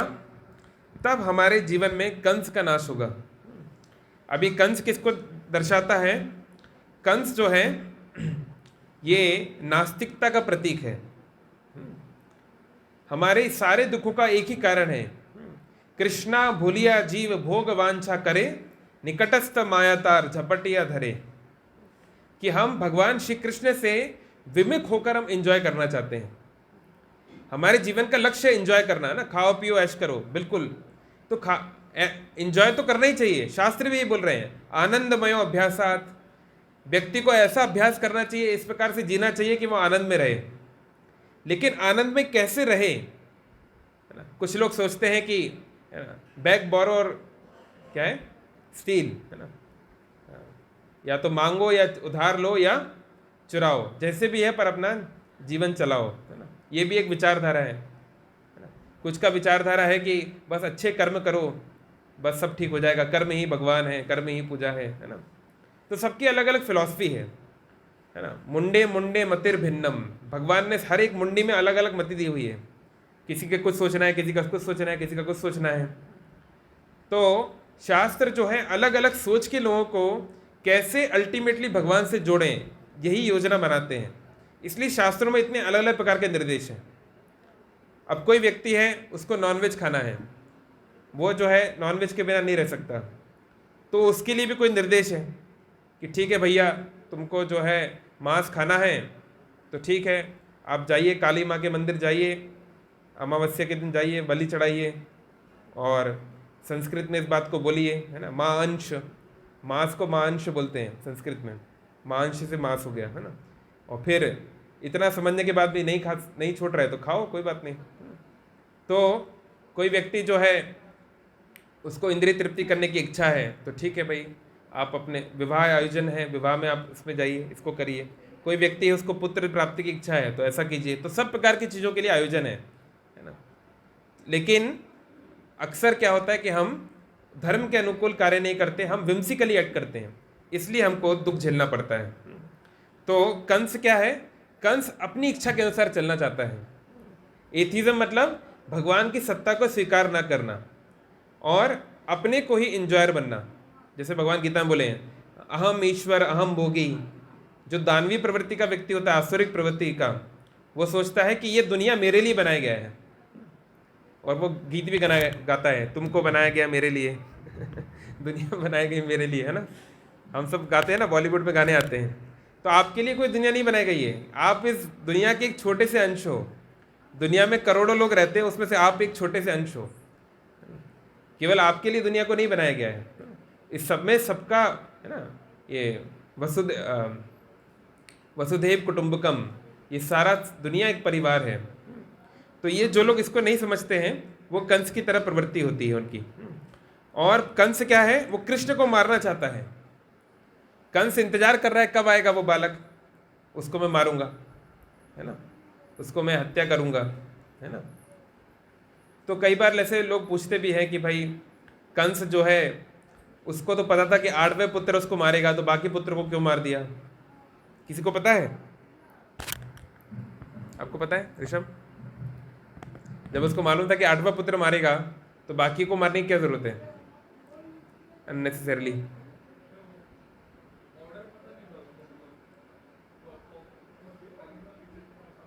हाँ नहीं, एक्चुअली क्या हुआ, जब पहला पुत्र हुआ तो वसुदेव जो है पहले पुत्र को लेकर आए कंस के पास। तो कंस को भी बड़ा अच्छा लगा कि देखो वसुदेव कितना मतलब नीतिवान पुरुष है। मतलब कोई बाप अपने बच्चे को खुद मारने के लिए ले जाए, क्योंकि इसने वचन दिया है ना, रघु के लिए रीत सदा चली आई, वो वाली बात है। तो कंस को भी दया आ गई। उसने भी कहा, अरे तुम्हारा बालक है, ये तो मेरा भांजा लगता है, और ये तो मेरी मृत्यु नहीं है, जाओ इसको तुम ले जाओ। और उसने वसुदेव और देवकी को जेल से भी छोड़ दिया कि ठीक है, अब कुछ समय आप लोग बाहर रहिए, है ना, आप लोग महल के अंदर रहिए, जो है अभी तो आपका 8वां पुत्र नहीं आया है ना। तो फिर नारद मुनि वहाँ पर आए, और नारद मुनि ने जो है कंस को, ये भागवतम में नहीं है पर कुछ अन्य स्थानों पर, नारद मुनि ने कंस को एक कमल दिखाया, एक लोटस, जिसमें 8 पेटल थे। 8 उसके अंदर क्या बोलते हैं पेटल को हिंदी में? हाँ, पंखुड़ियाँ थी। हाँ, तो नारद मुनि ने कंस को बोला, पहली पंखुड़ी कौन सी है और 8वीं कौन सी है? यहाँ से ये 8वीं है, यहाँ से ये 8वीं है। तो कंस समझ गया और उसको कोई समझने की जरूरत नहीं थी। तो कंस ने सोच लिया कि भैया बात तो सही है, ये देवता लोग बहुत खतरनाक लोग हैं, ये लोग हमें मामू बना देंगे, है ना। तो ये उन्होंने नारद मुनि को धन्यवाद दिया और उसने जाके पहला बच्चा छीना और उसको मारा। तो कई बार लोग बोलते हैं अरे नारद मुनि ये क्या कर दिए, ये हमारी साइड है कि उनकी साइड है है ना, ये मतलब धर्म के पक्ष में है कि क्या है ना। तो एक्चुअली क्या था कि अगर इस बच्चे को कंस नहीं मारता, पहली बात तो उन 6 बच्चों को मरना था अपने पिता कालनेमि के द्वारा, जो पहले हम एक बार बता चुके हैं, षडगर्भ, तो उनको वैसे भी मरना ही था।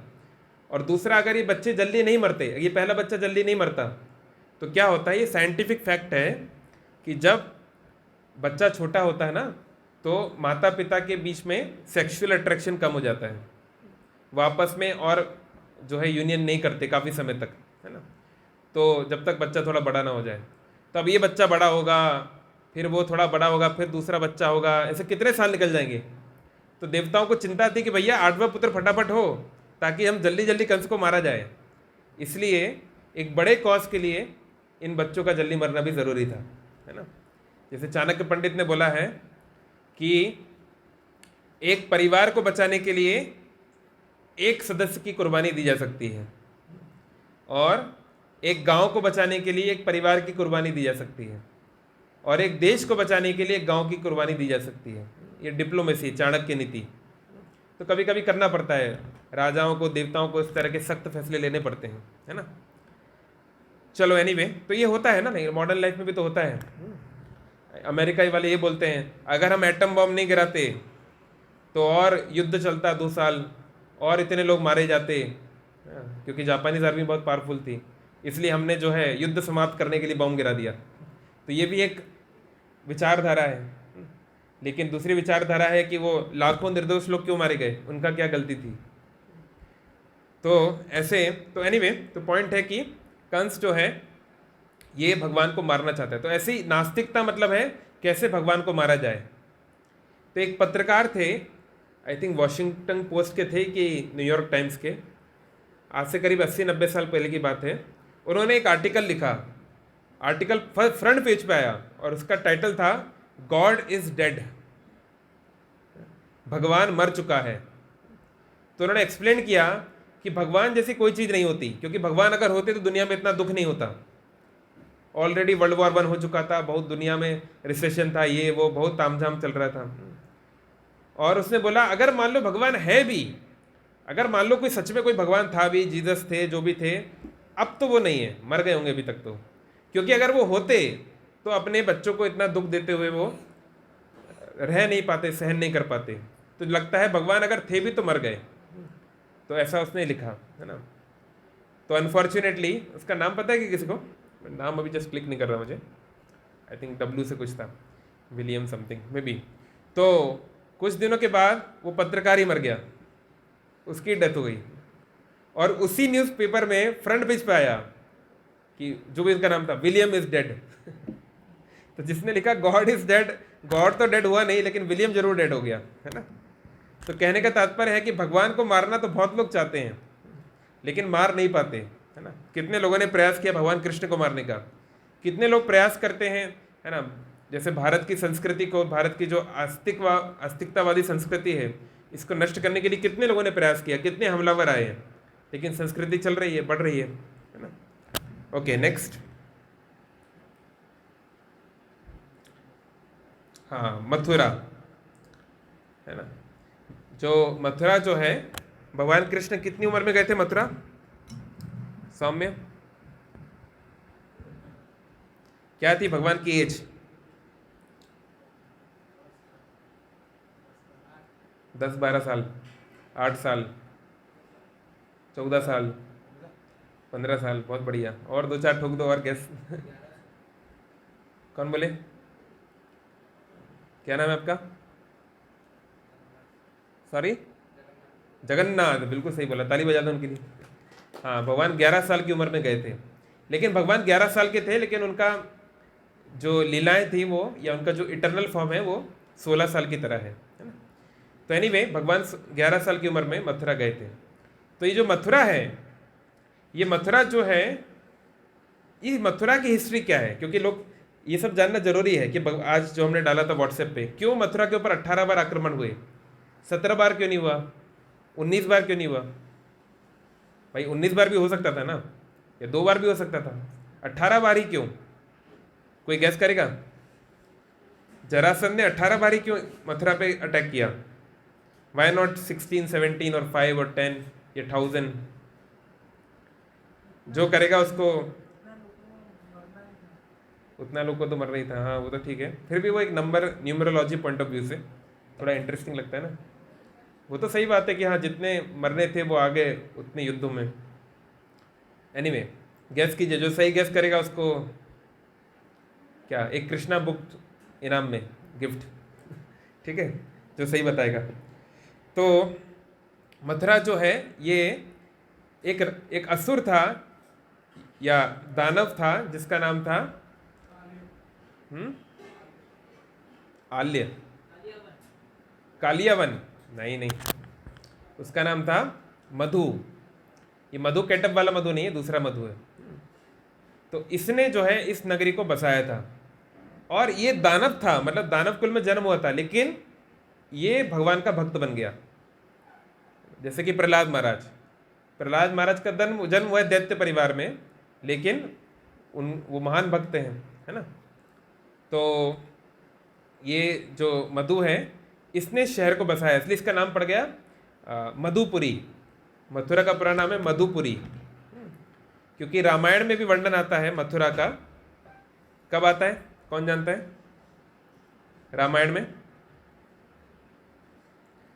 जब उत्तरकांड में जब भगवान राम राजा बन जाते हैं, उसके पश्चात एक ऋषि उनके पास आते हैं, क्या छायन ऋषि की क्या नाम था, वो आते हैं कि बोलते हैं कि एक असुर जो है वो हमारी नगरी में बहुत उत्पात कर रहा है और हमारे साधुओं को बहुत परेशान कर रहा है, यज्ञ नहीं कर रहा, बहुत को मार दिया, लाइक दैट। तब भगवान राम जो है बोलते हैं कि ठीक है हम उसको समाप्त करेंगे। तो फिर भगवान राम सोचते हैं कि वो कौन जाएगा उसको मारने के लिए, तो लक्ष्मण बोलते हैं मैं जाऊंगा, भरत बोलते हैं मैं जाऊंगा, तो शत्रुघ्न बोलता है कि नहीं, मुझे आज तक कोई मौका ही नहीं मिला सेवा करने का। तो भगवान राम शत्रुघ्न को भेजते हैं। तो वो जो राक्षस था, वो जो दैत्य था, वो मधु का बेटा था, है ना। तो जो बेटा था वो अपने दादा पे गया था, वो पिता पे नहीं गया, वो तो दैत्य बन गया, बहुत खतरनाक। तो एनीवे, तो मथुरा जो है ये इसको बोला गया है आध्यात्मिक ज्ञान। तो जैसे देवकी ने मथुरा की शरण ली, तब जो है उनको कृष्ण की प्राप्ति हुई, तो ऐसे कृष्ण जो है वो आध्यात्मिक ज्ञान के द्वारा जो शरणागत होते हैं उनके पास जाते हैं, लेकिन उस आध्यात्मिक ज्ञान के अंदर बिल्कुल भी नास्तिकतावाद नहीं होना चाहिए, है ना। जब मथुरा में कंस की प्रभाव था, तो भगवान कृष्ण का जन्म हुआ मथुरा में, लेकिन वो मथुरा छोड़ के चले गए, मथुरा में एक रात भी नहीं रहे, है ना। तो ऐसे ही आध्यात्मिक ज्ञान के नाम पे, आध्यात्मिक ज्ञान में जब नास्तिकतावाद छुपा रहती है, सूक्ष्म रूप से जब उसमें नास्तिकतावाद का अंश रहता है, तो ऐसे व्यक्ति के हृदय में भगवान कृष्ण नहीं आते। समझ रहे हैं? मथुरा में बहुत सारे भक्त थे भगवान के, वृष्णि वंश के बहुत सारे लोग थे, लेकिन क्योंकि कंस वहां पे था तो भगवान वहां पर अपने आप को प्रकाशित नहीं किए। लेकिन ऐसी मथुरा जहां पर फिर भगवान ने निश्चय किया कि अब कंस को समाप्त करना है, उसके बाद भगवान वहां पर रहे और उसको फला फूला, उसको आगे बढ़ाया। तो कहने का मतलब है कि बहुत सारे लोग हैं, है ना, करोड़ों लोग जो हैं वो वैदिक शास्त्रों से जुड़े हुए हैं, शास्त्रों को पढ़ते हैं, वैदिक संस्कृति का पालन करते हैं, है ना। एटलीस्ट 80-90 करोड़ हिंदू तो करते हैं थोड़ा, काफ़ी हद तक। लेकिन फिर ऐसा क्यों होता है कि अधिकतर लोग भगवान के शुद्ध भक्त नहीं बन पाते, है ना। धर्म को कर रहे हैं फिर भी गलत काम क्यों करते हैं, मंदिर में कुछ और आचरण, कहीं और आचरण, ऐसा क्यों होता है। यज्ञ में बैठते हैं फिर भी उनका क्रोध कंट्रोल क्यों नहीं होता, देवी माँ की आराधना करते हैं फिर भी काम वासना कंट्रोल क्यों नहीं होती, क्यों ऐसा हो रहा है? क्योंकि आध्यात्मिक ज्ञान से तो व्यक्ति को शुद्ध होना चाहिए, वो स्तर पे पहुंचना चाहिए। क्योंकि अनफॉर्चुनेटली बहुत अधिकतर लोग जो आध्यात्मिक ज्ञान को लेते भी हैं, आध्यात्मिक पद पे चलते भी हैं, तो शुद्ध भक्ति के पद पे नहीं चल पाते, बल्कि उसमें नास्तिकता के कुछ अंश रहते हैं, है ना। जैसे आप अधिकतर कि जितनी टीवी पर यूट्यूब पे कथाएं चलती हैं या सेशंस चलते हैं, अधिकतर लोग मोटी मोटी सेम बातें ही बोलते हैं। 80-90% बातें सेम ही रहती हैं, चाहे आप यहाँ से सुनो, चाहे आप वहाँ से सुनो, चाहे इस संस्था का सुनो, चाहे वहाँ से सुनो, चाहे इस दर्शन का सुनो, उधर से सुनो। हम शरीर नहीं है, हम आत्मा है, ऐसा करना है, मुक्ति चाहिए, ये चाहिए, है ना, ये होना चाहिए, वैसा, अच्छे रहो, किसी का बुरा मत करो। ऑलमोस्ट हर जगह पे सेम ही बात होती है। लेकिन अगर आप जब किसी व्यक्ति को गहराई में जाके आप उसको अध्ययन करेंगे, है ना, उनको गहराई से आप समझेंगे, तो आप पाएंगे बहुत सारे जो दर्शन हैं, बहुत सारे जो फिलॉसफीज़ हैं, है ना, जो वैदिक सिस्टम के अंडर भी है, उसमें भी अल्टीमेटली लोगों का यही सोचना है कि भगवान कोई विशेष व्यक्ति नहीं है, बस भगवान जो है वो मुक्त है, हम लोग मुक्त नहीं हैं। हम लोग भी थोड़ा साधना करेंगे, हम भी मुक्ति करेंगे, हम भी कोई क्रिया करेंगे, हम भी कुछ कर्म करेंगे, तो हम भी मुक्त बन जाएंगे, तो हमारे और भगवान में कोई अंतर नहीं रह जाएगा, हम ही ईश्वर बन जाएंगे, है ना। ये बहुत लोग सोचते हैं, है ना। तो यही तो नास्तिकतावाद है कि भगवान की विशेषता को एक्सेप्ट ना करना, है ना। जैसे जो बच्चे होते हैं, टीनेजरों की एक हरकत होती है कि उनको घर का कंट्रोल चाहिए। टीनेजर जो होते हैं बहुत जल्दी चिढ़ जाते हैं, नहीं, चिड़चिड़े होते हैं, माँ बाप की बात नहीं सुनना चाहते, है ना। तो उनको लगता है ये बुढ़ाऊ हमेशा हमें काय को टोकता रहता है ना। उनको हर बात में, अब बोल तो नहीं सकते सामने सामने तो, लेकिन उनको बहुत गुस्सा आता है, कब मैं बड़ा होऊंगा, when I will be the man of the house, है ना, कब ये घर मेरे अनुसार चलेगा, है ना।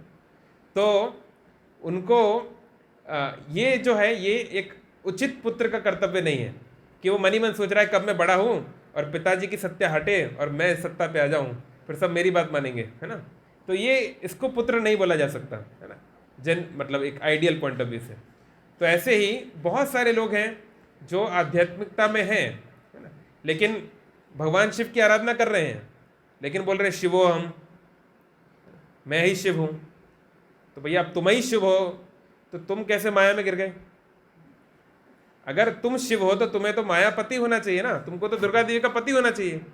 ये कैसे हो गया कि आप खुद ही माया में पड़ के यहाँ जो है इतनी बुरी आपकी हालत है, हर कोई यार अगर आके आपको उड़ा के चला जाता है यहाँ पे, है ना। तो अगर आप शिव हो तो मतलब कुछ तो स्टैंडर्ड होना चाहिए ना शिव जी का, है ना।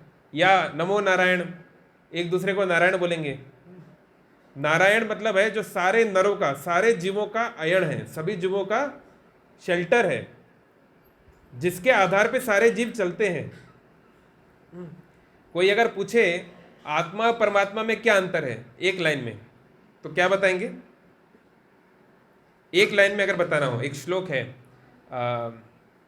कौन सी उपनिषद का, उपनिषद का नाम याद नहीं आ रहा, बट एनीवे श्लोक है, इसको ध्यान से सुनिए, मेरे पीछे दोहराइए। नित्यो नित्यानाम चेतनस चेतनानाम एको यो बहुधा विदधाति कामान। तो बोल रहे हैं नित्यो नित्यानाम, नित्यो मतलब सिंगल ऑब्जेक्ट, और नित्यानाम प्लूरल, बहुवचन एक वचन। तो बोल रहे हैं दो प्रकार के प्राणी हैं, एक अकेला नित्य है और बाकी लोग भी नित्य हैं, है ना। भगवान भी समय से परे हैं, काल से परे हैं, उनकी भी मृत्यु नहीं होती, हमारी भी मृत्यु नहीं होती, आत्मा की भी अजन्मा है, मृत्यु नहीं होती, तो वो भी नित्य, हम भी नित्य हैं। और चेतनस चेतनानाम, भगवान भी चेतना से भरे हुए हैं, हम भी चेतना से भरे हुए हैं, भगवान भी ज्ञानमय, हम भी ज्ञानमय हैं। तो हम में अंतर क्या है? क्या आत्मा परमात्मा एक ही है क्या? तो अगर एक ही है तो फिर अलग अलग शब्द प्रयोग क्यों हो रहे हैं? ऐसे क्यों बोला जा रहा है one entity and other entities, ऐसा क्यों बोला जा रहा है? क्यों?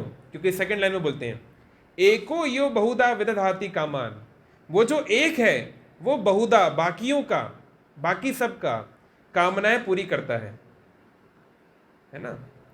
जैसे मान लीजिए कटक में एक नदी है, महानदी, तो और मान लीजिए कुछ बहुत सारे यहाँ पर वहाँ से लाइंस निकल गई हैं, है ना, सप्लाई लाइंस उन्होंने लगा रखी है पानी के लिए, तो बहुत बड़े बड़े उन्होंने टंकी बना रखी है, पूरी हर कॉलोनी में टंकी बना रखी है।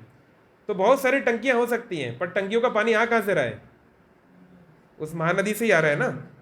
तो ऐसे ही बहुत सारे एंटिटीज हैं, लेकिन वो सब अपनी कामनाएं पूरी करने में सक्षम नहीं हैं। उनको वो लोग डिपेंडेंट हैं उस एक आत्मा पर, इसलिए उसका नाम है परम आत्मा, सुप्रीम आत्मा, क्योंकि बाकी लोग की कामनाएं वो पूरी करता है ना। आत्मा अपने आप में इंडिविजुअली इसका कोई एग्जिस्टेंस नहीं है। जैसे प्रभुपाद उदाहरण देते हैं कि कोई सफिस्टिकेटेड मशीन है, मान लो पुराने ज़माने में जो कंप्यूटर वगैरह होते थे बड़े भारी भरकम होते थे, है ना।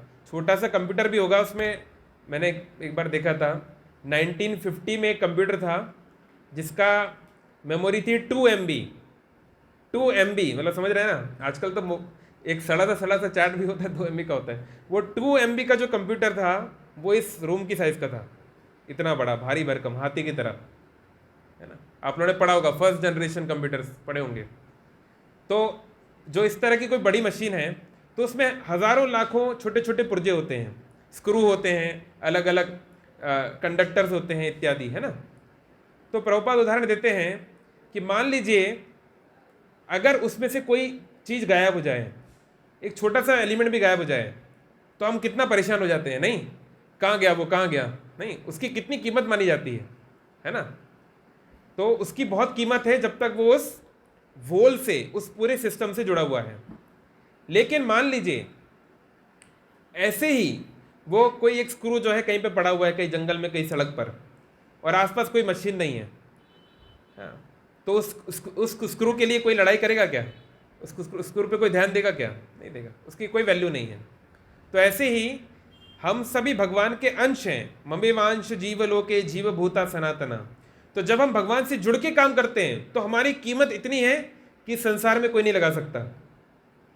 आत्मा एक आत्मा के लिए सारी ब्रह्मांड को भी भगवान, जब प्रहलाद महाराज आए थे तब नरसिंह देव ने बोला, तुम्हें बचाने के लिए मैं एक पूरा ब्रह्मांड समाप्त कर सकता हूँ, for you I can destroy one universe.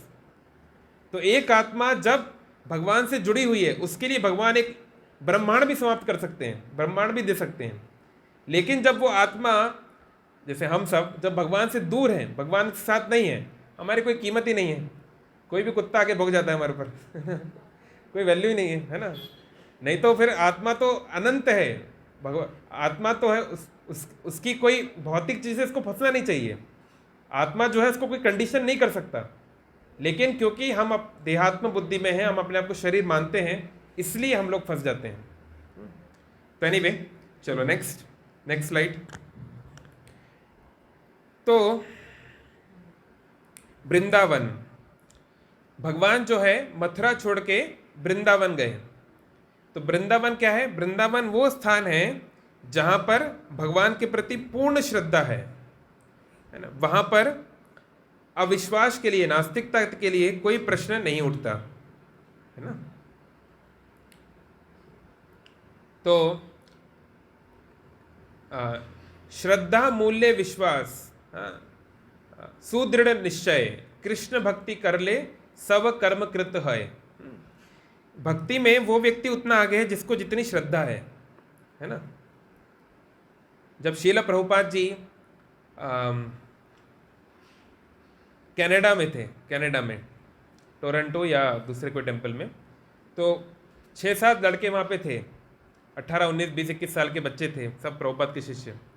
Prabhupada ने कहा, अगर मैं तुम्हें बोलूँ इस बिल्डिंग से कूद जाओ, कितने लोग कूद जाओगे? ऐसा प्रभुपाद जी ने प्रश्न पूछा, है ना। मालूम है आपसे बोलूँ, मैं बोलोगे यार कितने लोग यहाँ से कूद जाओगे, तो कोई तो हाथ नहीं उठाएगा, मुझे मालूम है। लेकिन प्रभुपाद जी ने जब पूछा, उनके गुरु ने, क्योंकि गुरु मुख पद्म वाक्य चित्तते करिया एक, गुरु जो बोले वो करना चाहिए, है ना। तो किसी ने हाथ नहीं उठाया, एक ही व्यक्ति ने हाथ उठाया, 19 साल के एक लड़के ने हाथ उठाया। तो प्रभुपाद से बहुत प्रसन्न हुए। वो लड़का था जो आज हैं जय पताका स्वामी महाराज। प्रभुपाद ने उनको फिर 19 साल की उम्र में जो है उनको दीक्षा दी। 21 साल की उम्र में वो सन्यासी बन गए। या तो 21 जन्म तक लोग सन्यासी नहीं बन पाते हैं, वो 21 की उम्र बन गए, है ना। तो इतना उनका श्रद्धा था। तो प्रभुपाद ने श्रद्धा देखी कि मैंने ऐसे बोला कि अगर तुम यहाँ से कूद जाओ तो कूद जाएगा। तो इतनी जिसकी श्रद्धा है, ऐसा व्यक्ति ही भक्ति में उस स्तर पर पहुंच सकता है।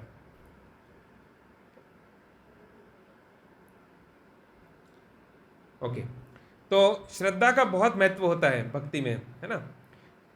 इसलिए बताया जाता है भक्ति के 9 स्तर होते हैं। कौन जानता है 9 स्टेजेस ऑफ भक्ति? जैसे स्कूल में 12 स्टैंडर्ड होते हैं ना, स्टैंडर्ड 1, 2, 3 अप टू स्टैंडर्ड 12, तो भक्ति में भी 9 स्टैंडर्ड होते हैं। कोई जानता है? नहीं, इसलिए बुक्स पढ़ना चाहिए, है ना। भगवत गीता में है, परपोर्ट में प्रभुपाद ने बताया हुआ है कई जगहों पे। तो पहला स्टैंडर्ड होता है क्लास 1। क्लास 1 जिसमें एडमिशन लेते हैं वो है आदो श्रद्धा। आदो मतलब एट द बिगिनिंग, शुरू में श्रद्धा। जैसे आप इस्कॉन मंदिर आए हैं, आप किसी मंदिर में आए तो आपकी थोड़ी बहुत कुछ श्रद्धा होगी तभी आएंगे। तदेव साधु संग, फिर आप भक्तों का संग आप प्राप्त करेंगे। फिर भजन क्रिया, तो साधु वो है जो व्यक्ति को भजन करने के लिए प्रेरित करे, उसको साधु बोलते हैं। जो साधना करने के लिए प्रेरित करे। अब ये साधु, आजकल जमाना इतना खराब हो गया, साधु जो है खुद के माला ही लगवा रहे हैं, बस अपना नाम जपवा रहे हैं। तो साधु का काम है व्यक्ति को भगवान से जोड़ना। तो साधु संग तदेव भजन क्रिया, फिर व्यक्ति भजन करता है, सेवा करता है, अलग अलग प्रकार की जो चैंटिंग हुआ, हियरिंग हुआ, रीडिंग हुआ, है ना, वर्शिप हुआ, ये सब करता है। फिर होता है अनर्थ निवृत्ति, तो फिर व्यक्ति की जो है अनर्थ, उसके हृदय की जो गंदगी है वो घटना कम हो जाती है। तो हम लोग जितने लोग हम लोग यहाँ बैठे हैं, हम लोग इन 4 स्तर में से ही कहीं ना कहीं हैं, उसके आगे नहीं। उसके आगे की बात फिर बहुत आगे की बातें, वो छोड़ दो। तो हमको ये श्रद्धा होना बहुत महत्वपूर्ण है। एक छोटी सी स्टोरी सुनाता हूँ। ऐसे लोक कथा है ये, it's not there in Bible but it's a story. Prabhupad ने खुद सुनाया था एक बार इसको। तो एक बार जीसस क्राइस्ट का बहुत सारे उनके शिष्य थे। तो एक शिष्य जो है वो कई दिनों से बीमार था, कमज़ोर हो गया था, उसके मतलब उसका फ्लैश कम हो गया था, है ना, शरीर दुर्बल हो रहा था। तो उनके जो शिष्य हैं वो जीसस को बोले कि इनकी जो है तबीयत कई दिनों से ख़राब है, पता नहीं क्या हो गया है, सब दिखा दिया डॉक्टरों को पर कुछ हो नहीं रहा है। तो जीसस क्राइस्ट ने बोला, उसको ध्यान से देखा, बोले ठीक है मेरे को पता है ये कैसे ठीक होगा। तो बोले क्या करना होगा? तो जो बीमार शिष्य था उसको उन्होंने बोला कि देखो अब से तुमको कुछ भी नहीं खाना है, कुछ भी नहीं पीना है, खाना पानी बिल्कुल बंद, पूरा निर्जला करवा दिया उससे। तो सब लोग हैरान हो गए, अरे गुरुजी ये क्या बोल रहे हैं आप, मतलब इसकी तबीयत खराब है, आपको इसको तो और खाना चाहिए और न्यूट्रिशियस चीज़ें लेनी चाहिए। बोले नहीं नहीं नहीं, मैंने जो बोला वो करो, खाना पानी बिल्कुल बंद। तो शिष्य था, बात तो माननी पड़ेगी गुरु की, है ना। तो उन्होंने जो है खाना पानी बंद कर दिया। अब एक दिन पूरा गुजर गया, अगले दिन और वो पानी नहीं पिया है, इतना कमज़ोर हो गया कि चल भी नहीं पा रहा है, उठ भी नहीं पा रहा है। तो फिर से उसके जो दोस्तों को दया आ गई इसके ऊपर, वो फिर गए जीसस के पास कि देखिए इसकी हालत तो ख़राब होती जा रही है ना, कुछ हो ना जाए इसको, तो कुछ हम खिला देते हैं, कुछ पिला देते कम से कम। बोले नहीं नहीं नहीं, खाना पानी कुछ नहीं। तो ऐसे 1-2 दिन और बीत गया, बिल्कुल व्यक्ति जो है बिल्कुल मरणासन, ऐसा लग रहा था कभी मर जाएगा, उसकी इतनी बुरी हालत हो गई। तो सब लोगों को, फिर कुछ लोगों को डाउट होने लगा कि यार ये हमने सही गुरु बनाया कि नहीं ये जीसस को हमने बना तो दिया गुरु, ये तो भैया अपने शिष्य को मरवा रहा है यार। आधे लोग को डाउट होने लगा, कुछ लोग जो है सोचने लगे कि विरोध करेंगे, तो कुछ विरोध प्रदर्शन करने चले गए जीसस के सामने, या आप तो बहुत गलत हैं, आप तो निर्दयी हैं, आप क्या सन ऑफ गॉड, क्या कौन क्या बोल दिया आपको, कोई son of God one God नहीं है आप तो जो है आधे लोग का विश्वास चला गया। आज कुछ लोग का विश्वास था कि नहीं नहीं जीसस अच्छे हैं, पर पता नहीं ऐसा क्यों कर रहे हैं, शायद क्या पता गलती हो जाती है कुछ लोग आधे आधे में थे। और कुछ शिष्य थे नहीं नहीं नहीं, उन्होंने जो बोला है सही, आप बोला है पानी मत पियो तो मत पियो। तो वो जबरदस्ती शिष्य को बोल रहे नहीं तुम मत पीना। वो शिष्य भी श्रद्धालु था, उसने कहा ठीक है आप गुरुजी जो बोले हैं कहेंगे, मरना होगा तो मरा जाएगा, क्या होगा दिखा जाएगा। तो वो बिल्कुल लेटा हुआ था, है ना, इस तरह। तो बिल्कुल अब लग रहा था कि मर ही जाएगा किसी भी सेकंड।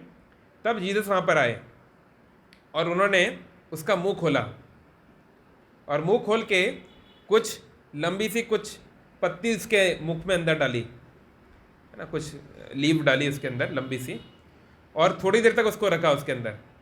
और फिर उसके बाद उस पत्ती को बाहर खींचने लगे वो धीरे धीरे। तो जब उसको खींचने लगे तो उस पत्ती पे बहुत सारे कीड़े थे, बहुत सारे वॉर्म्स थे। तो सब लोग आश्चर्य हो गए, अरे जब पत्ती अंदर गई थी तो उसमें कोई कीड़ा नहीं था, अभी इतने सारे कीड़े कहाँ से आ गए? तो जीसस ने एक्सप्लेन किया कि देखो, इसके पेट में बहुत सारे कीड़े हो गए थे, टेप वॉर्म्स, जिसको आजकल अपन टेप वॉर्म बोलते हैं ना मॉडर्न, इसमें अलग अलग कीड़े हो गए थे।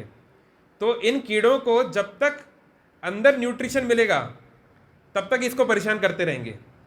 इसलिए ज़रूरी था कि इनको, इन वॉर्म्स का हुक्का पानी बंद कर देना, जैसे बोलते हैं ना, इनका खाना पीना बंद कर देना, है ना।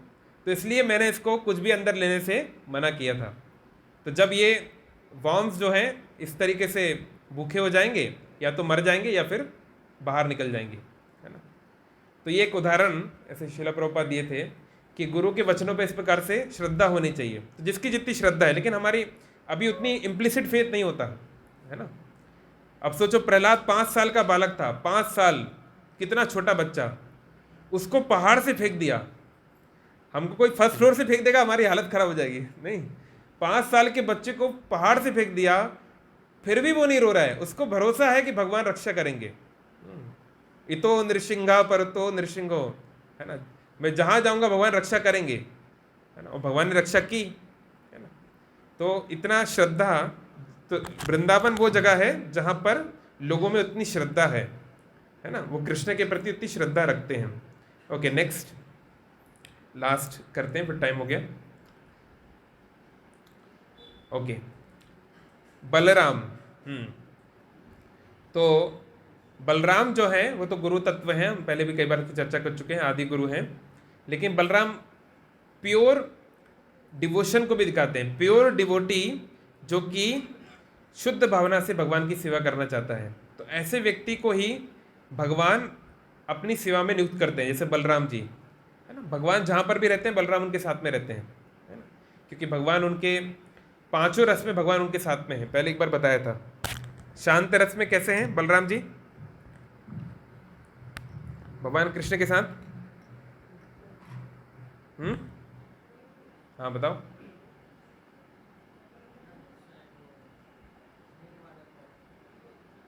नहीं, शांत रस मतलब होता है न्यूट्रल, मतलब आप उसमें रेसिप्रोकेशन नहीं करते, डायनामिक नहीं है, बस आप हैं वहां पर और देख रहे हैं, बढ़िया भगवान जा रहे हैं, बढ़िया, अच्छा, दर्शन वाला काम। कुछ लोग बोलते हैं ना हम दर्शन करने जा रहे हैं, बस सेवा वेवा नहीं करते, बस दर्शन करते हैं। तो ये शांत रस टाइप। तो बलराम जी जो है भगवान के द्वारका और मथुरा में जूते चप्पल बनते हैं, है ना, या उनके शरीर पे जो भी अलग अलग पैराफर्नेलिया हैं, ये सब बलराम जी का ही प्रकाश होता है ना। जैसे ये मृदंग जो है, इसको बलराम जी का प्रकाश बोला जाता है। जो भी आइटम यूज़ होते हैं भगवान की सेवा में, चाहे चामर हो चाहे पंख हो, इसको बलराम जी का एक्सपेंशन माना जाता है, इस तरीके से। Okay, next. ओके, तो रोहिणी पे आने से पहले मैं, क्योंकि अभी समय कम है, मैं आना चाहूँगा जरासंध के ऊपर, है ना। तो जो हमने शुरू में जो बात की थी, तो जरासंध, अच्छा और आगे बढ़ो, शायद आपको मिल जाएगा, और नेक्स्ट आगे जाओ, शायद बहुत आगे होगा वो, ठीक है, कोई अगर आपको मिले तो बताना।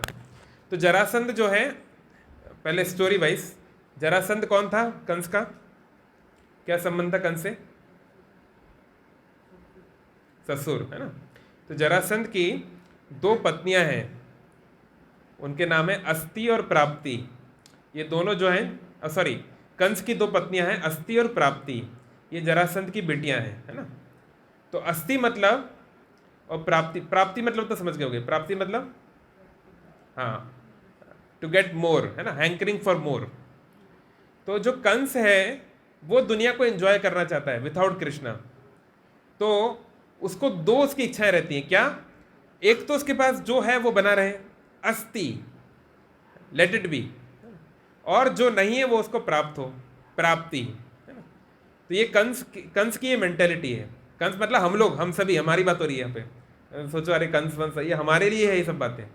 हमारी मेंटेलिटी क्या है? कैसे हमारे पास जो है वो रहे और जो नहीं है वो आते जाए, ताकि हम एंजॉय कर सकें और ज़्यादा, है ना। फॉरगेटिंग कृष्णा, कृष्ण को भूल के आराम से एंजॉय कर सकें, ये हमारी टेंडेंसी है। तो होता क्या है, ये जरासंध जो है, जरासंध का नाम जरासंध क्यों है, कोई जानता है?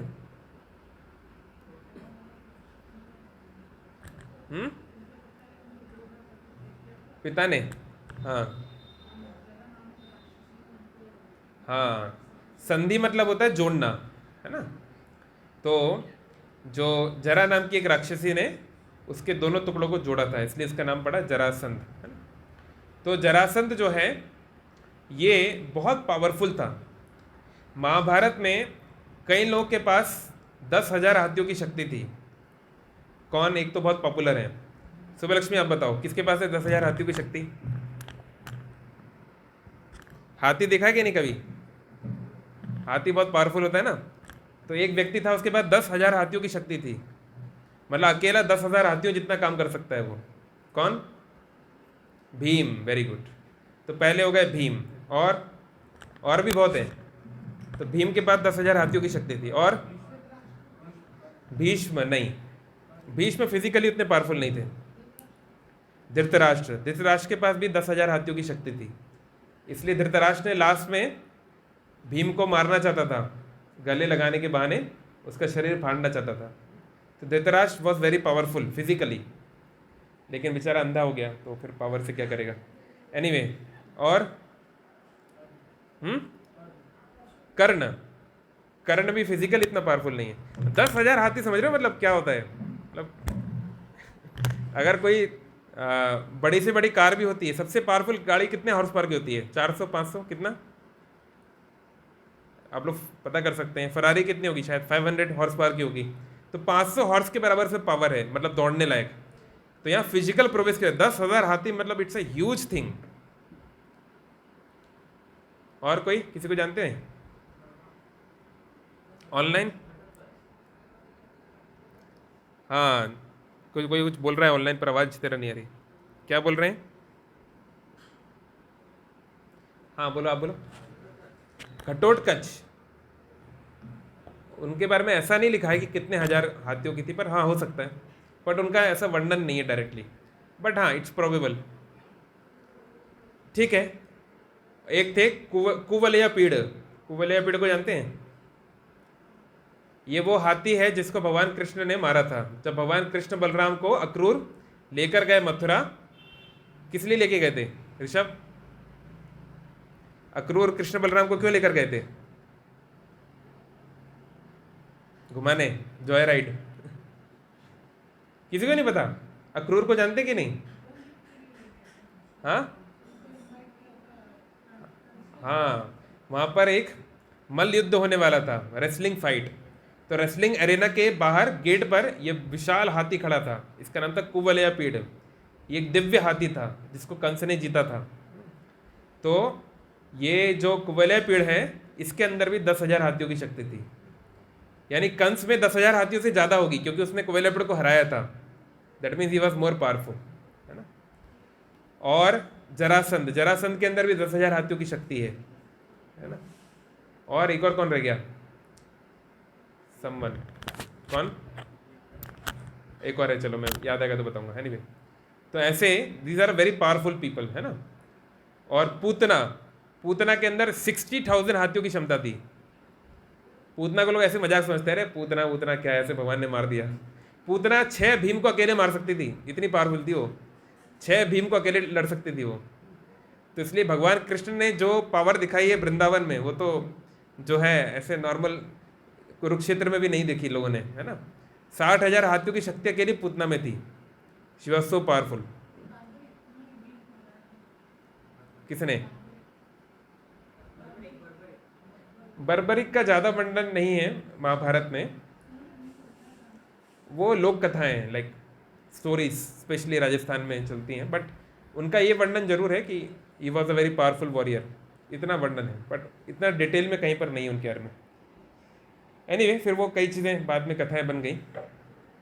तो let's get to the point. हाँ, तो जरासंध जो है, तो he was a very powerful person, बहुत पावरफुल व्यक्ति थे। तो जरासंध जो है वो भगवान का भक्त, मतलब भगवान के जो कर्म कांड का वो संकेत करता है, कर्म कांड का वो प्रतिमूर्ति है। वेदों में 3 प्रकार के मुख्य सेक्शंस हैं। वैदिक स्क्रिप्चर को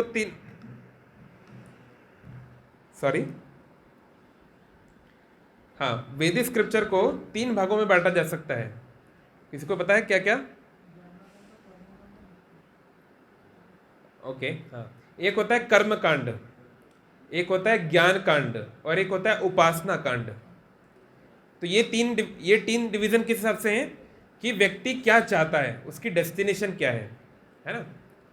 तो कर्म कांड का मतलब है व्यक्ति धार्मिक कार्य इसलिए करता है ताकि उसकी इच्छाएं पूरी हो। तो 99.9% लोग जो होते हैं वो कर्मकांडी होते हैं। हर कोई भगवान के दरबार में इसलिए जा रहा है, मंदिर इसलिए जा रहा है, तीर्थों में स्नान इसलिए कर रहा है, व्रत इसलिए रख रहा है ताकि उसकी मन चाहे इच्छा पूरी हो जाए, है ना। तो इसको कर्मकांड बोला जाता है। तो कर्मकांड में जैसे अभी श्रावण का महीना था, तो आप 16 सोमवार जो श्रावण का व्रत करता है उसको मन चाहे पति पत्नी मिल जाता है। एंड इट वर्क्स, आप लोग ट्राई भी कर सकते हैं, है ना। सुंदर पत्नी चाहिए, पति चाहिए, तो सोमवार का व्रत से होता है ना। किसी को लंबी आयु चाहिए तो महामृत्युंजय मंत्र का जप करके वो अलग अलग करता है ना। किसी को कुछ चाहिए तो कुछ करता है, किसी को कुछ चाहिए तो कुछ चाहिए, जो भी है, तो इसको कर्मकांड बोलते हैं। तो कर्मकांड जो है इसमें साधक की या उपासक की ईश्वर के प्रति कोई प्रेम नहीं होता, ये केवल डिजायर के बेसिस पे काम होता है। तो जो कर्मकांड और भक्ति में बहुत बड़ा अंतर ये है कि हो सकता है कि भक्त भी भगवान से मांग ले। शुद्ध भक्त तो भगवान से कुछ नहीं मांगता, लेकिन चलो शुद्ध भक्त नहीं है, उस स्तर पे नहीं है, उसकी जो इच्छाएं हैं वो बातें भगवान से बता देता है कि मेरी ऐसी इच्छा है, अगर आप पूरी कर दें तो अच्छा रहेगा। तो लेकिन अगर भगवान पूरी ना करें तो वो भगवान को त्यागता नहीं है, ये भक्त की निशानी है। पर कर्म कांड में क्या होता है, साधक को जब लगता है कि इस कांड से मुझे लाभ नहीं मिल रहा है, ये विधि काम नहीं कर रही है, तो वो किसी और विधि को अपना लेता है ना। इसलिए भगवान गीता में बोले हैं, कामेस तेर तेर हित ज्ञाना प्रपद्यन्ते अन्य देवता तम तम नियमम आस्थाया प्रकृति नियता स्वया। कि जो देवी देवताओं की उपासना कर रहा है वो भी मेरी ही कर रहा है, पर इनडायरेक्टली, अविधि पूर्वकम, वो मेरी ही कर रहा है worship, but not in the best way, है ना, भगवान ऐसे बोल रहे हैं। और कामनाओं के कारण शनिवार को शनिदेव पे तेल चढ़ाता है, रविवार को ये करता है, सोमवार को ऐसा करता है, ट्यूसडे को ऐसा करता है ना, कार्तिक मास में ये नहीं करता, उसके बाद ये करता है, छाड़ खाई में ये करता है, वहाँ ये करता है। तो बहुत सारे नियम बना रखा है ना, क्योंकि उसको लगता है ये सब करने से वो ज़्यादा से ज़्यादा अपनी कामनाओं को जुटा सकता है। शिव जी को प्रसन्न कर लो, इनको प्रसन्न कर लो, इनको प्रसन्न कर लो, जहाँ जहाँ वो मत्था टेक सकता है वो टेक लेता है, क्योंकि उसको वो एक अच्छे बिजनेसमैन की तरह है। एक अच्छा बिजनेसमैन वो होता है कि वो जहाँ भी जाए, जिससे भी बात करे, उससे उसका कुछ लाभ होना चाहिए। ये एक अच्छे बिजनेसमैन की निशानी है। जो भी ट्रांजैक्शन हो उसमें कुछ उसका प्रॉफिट होना चाहिए। तो ये कर्मकांड का सेक्शन है ना। तो सामान्य तौर पर सब कर्मकांड करना चाहते हैं, ये कर्मकांड से आकर्षित है ना। लेकिन व्यक्ति अगर कर्मकांड में इतना भर गया कि वो आगे ना बढ़ पाए, ज्ञान कांड मतलब कर्मकांड उसने खूब किया, मतलब दुनिया में बहुत कुछ पाने का प्रयास किया, कुछ चीज़ें मिली, कुछ नहीं मिली, तो करने के बाद व्यक्ति फ्रस्ट्रेट हो जाता है कि यार मेरा 50 साल निकल गए जन्म के, मैंने किया क्या, शादी भी कर ली, बच्चे भी हो गए, फिर भी मैं खुश क्यों नहीं हूँ। तब उसके मन में एक प्रश्न आता है, क्या क्या कमी है। तब वो आता है ज्ञान कांड पे, तब उसकी इच्छा होती है मुक्ति की, इससे निकलने की, मोक्ष की, है ना। और ज्ञान कांड के परे है उपासना यानी भक्ति, है ना। तो जरासंध जो है वो कर्म कांड का प्रतिमूर्ति है, उसका वो एक प्रकार से इनकारनेशन है ना। क्योंकि कर्म कांड में क्या होते हैं, 18 अलग अलग अध्याय होते हैं, 18 डिफरेंट चैप्टर्स होते हैं, अलग अलग प्रकार की विधियां होती है कर्म कांड में। इसलिए जरासंध ने जो 18 बार आक्रमण किया मथुरा को, इसको शास्त्रों में कर्म कांड के 18 अटैक्स के बारे में बोला जाता है ना। क्योंकि ज्ञान जो है अगर वो कर्म से बहुत ज़्यादा ढक गया तो फिर भगवान कृष्ण वहाँ नहीं रहते, है ना।